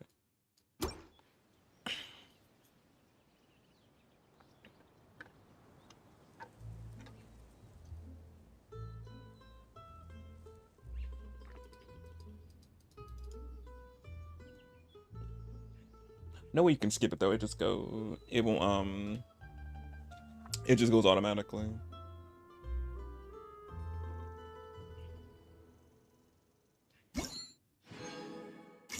There we go.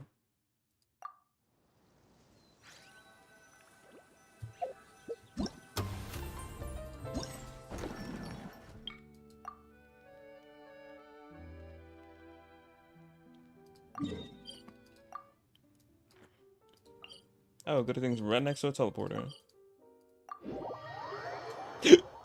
Oh, that goes.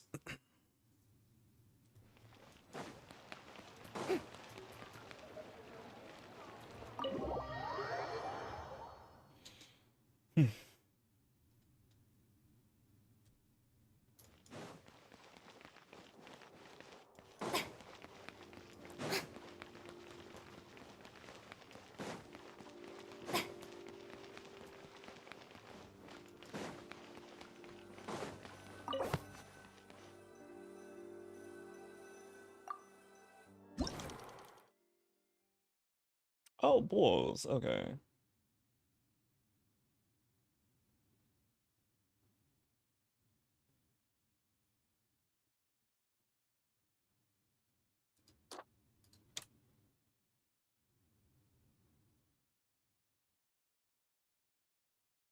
Not you and me yet.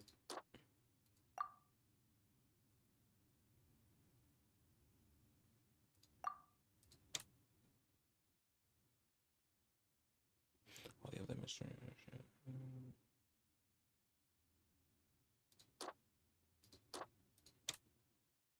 Display displays.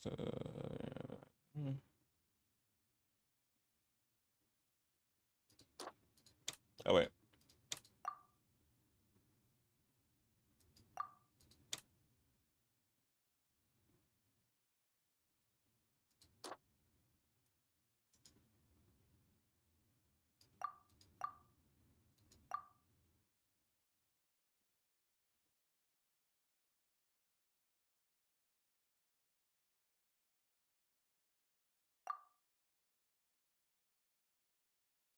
Yeah, successfully. So successfully. Yeah. So yeah, this one.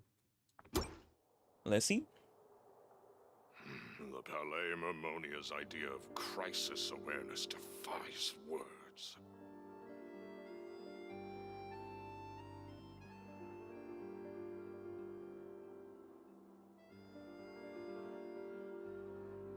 Oh, I did all of them good, I think. No, I didn't.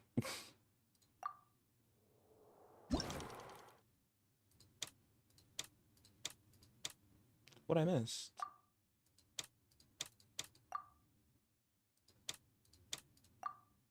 This one.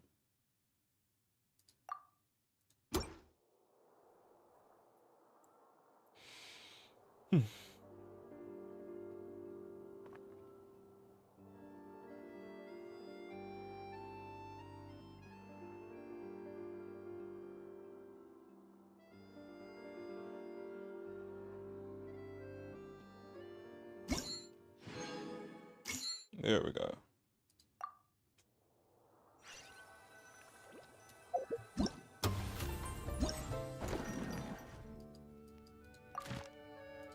And last but not least, this one.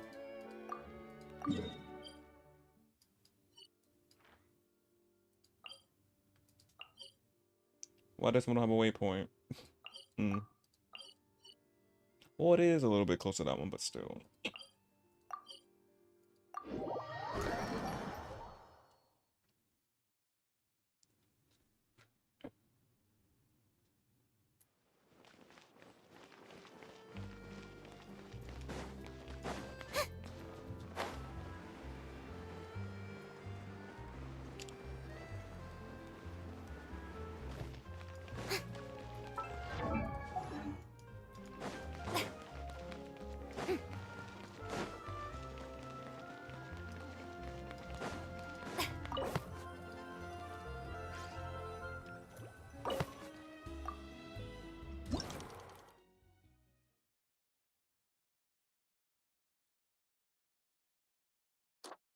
That one.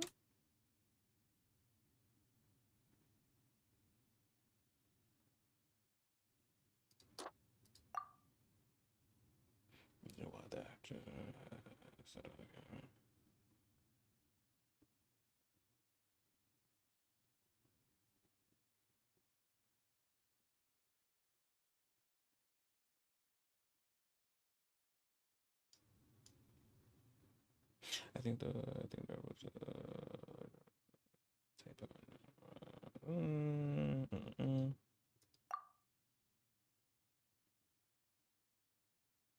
I think that one.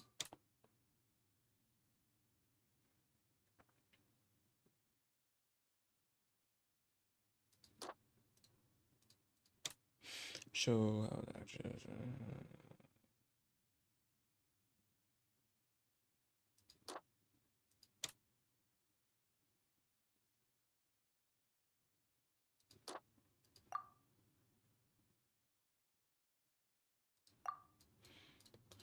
Let me see.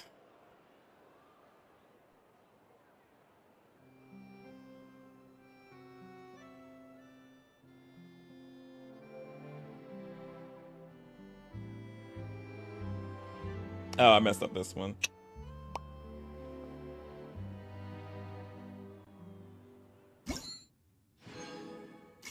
Yeah.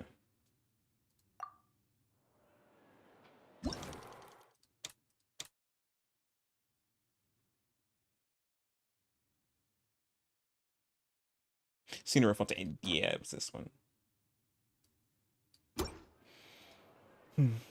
I skimmed past that part.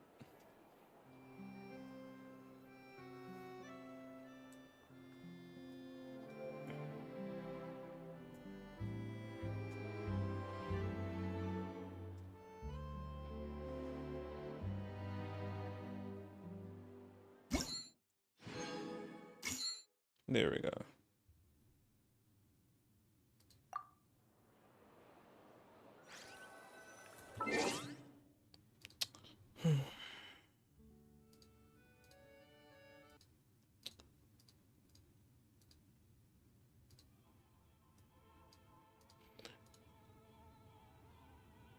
I'm gonna wait till these frames stable out so I can do my whole talk.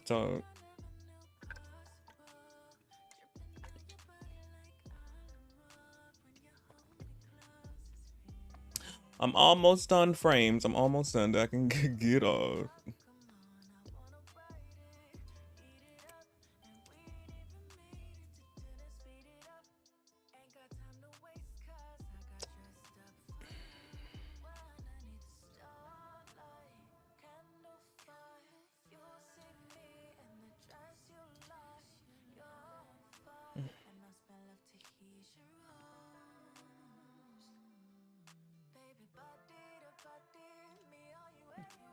Are they still going down in here? Yeah, they're yeah.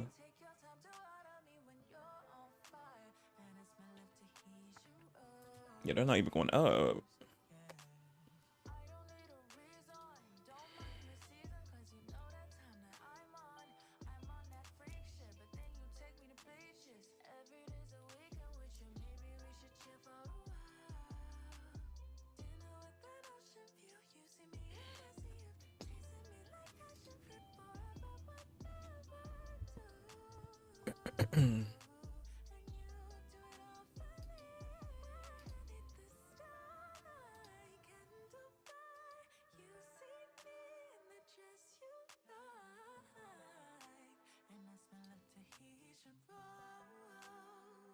They're still sinking.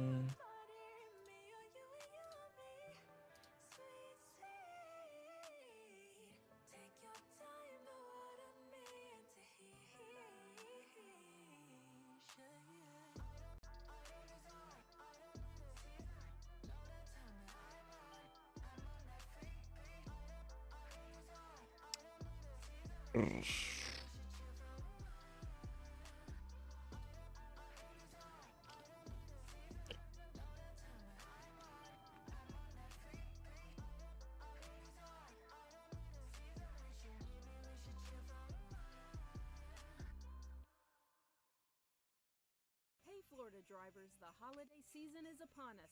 When celebrating... Oh my goodness.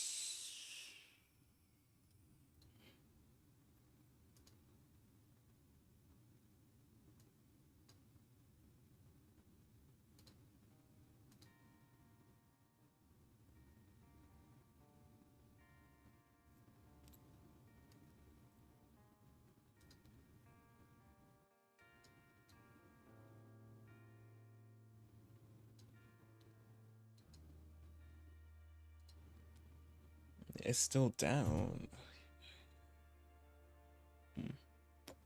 Oh.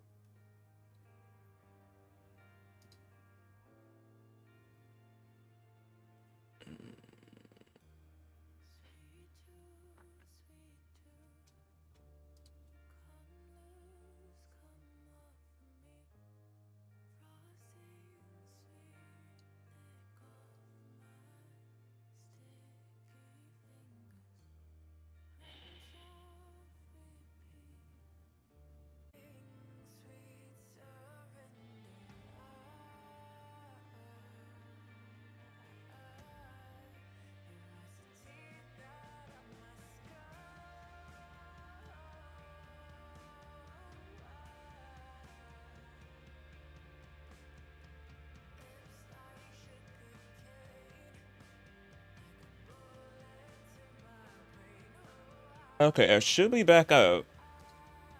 But I'm wrapping trim up anyway.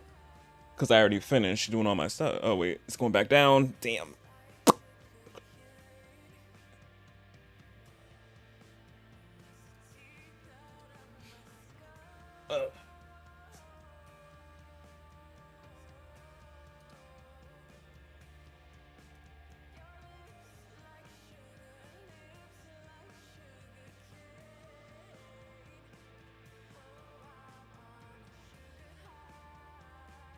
Don't go into the light.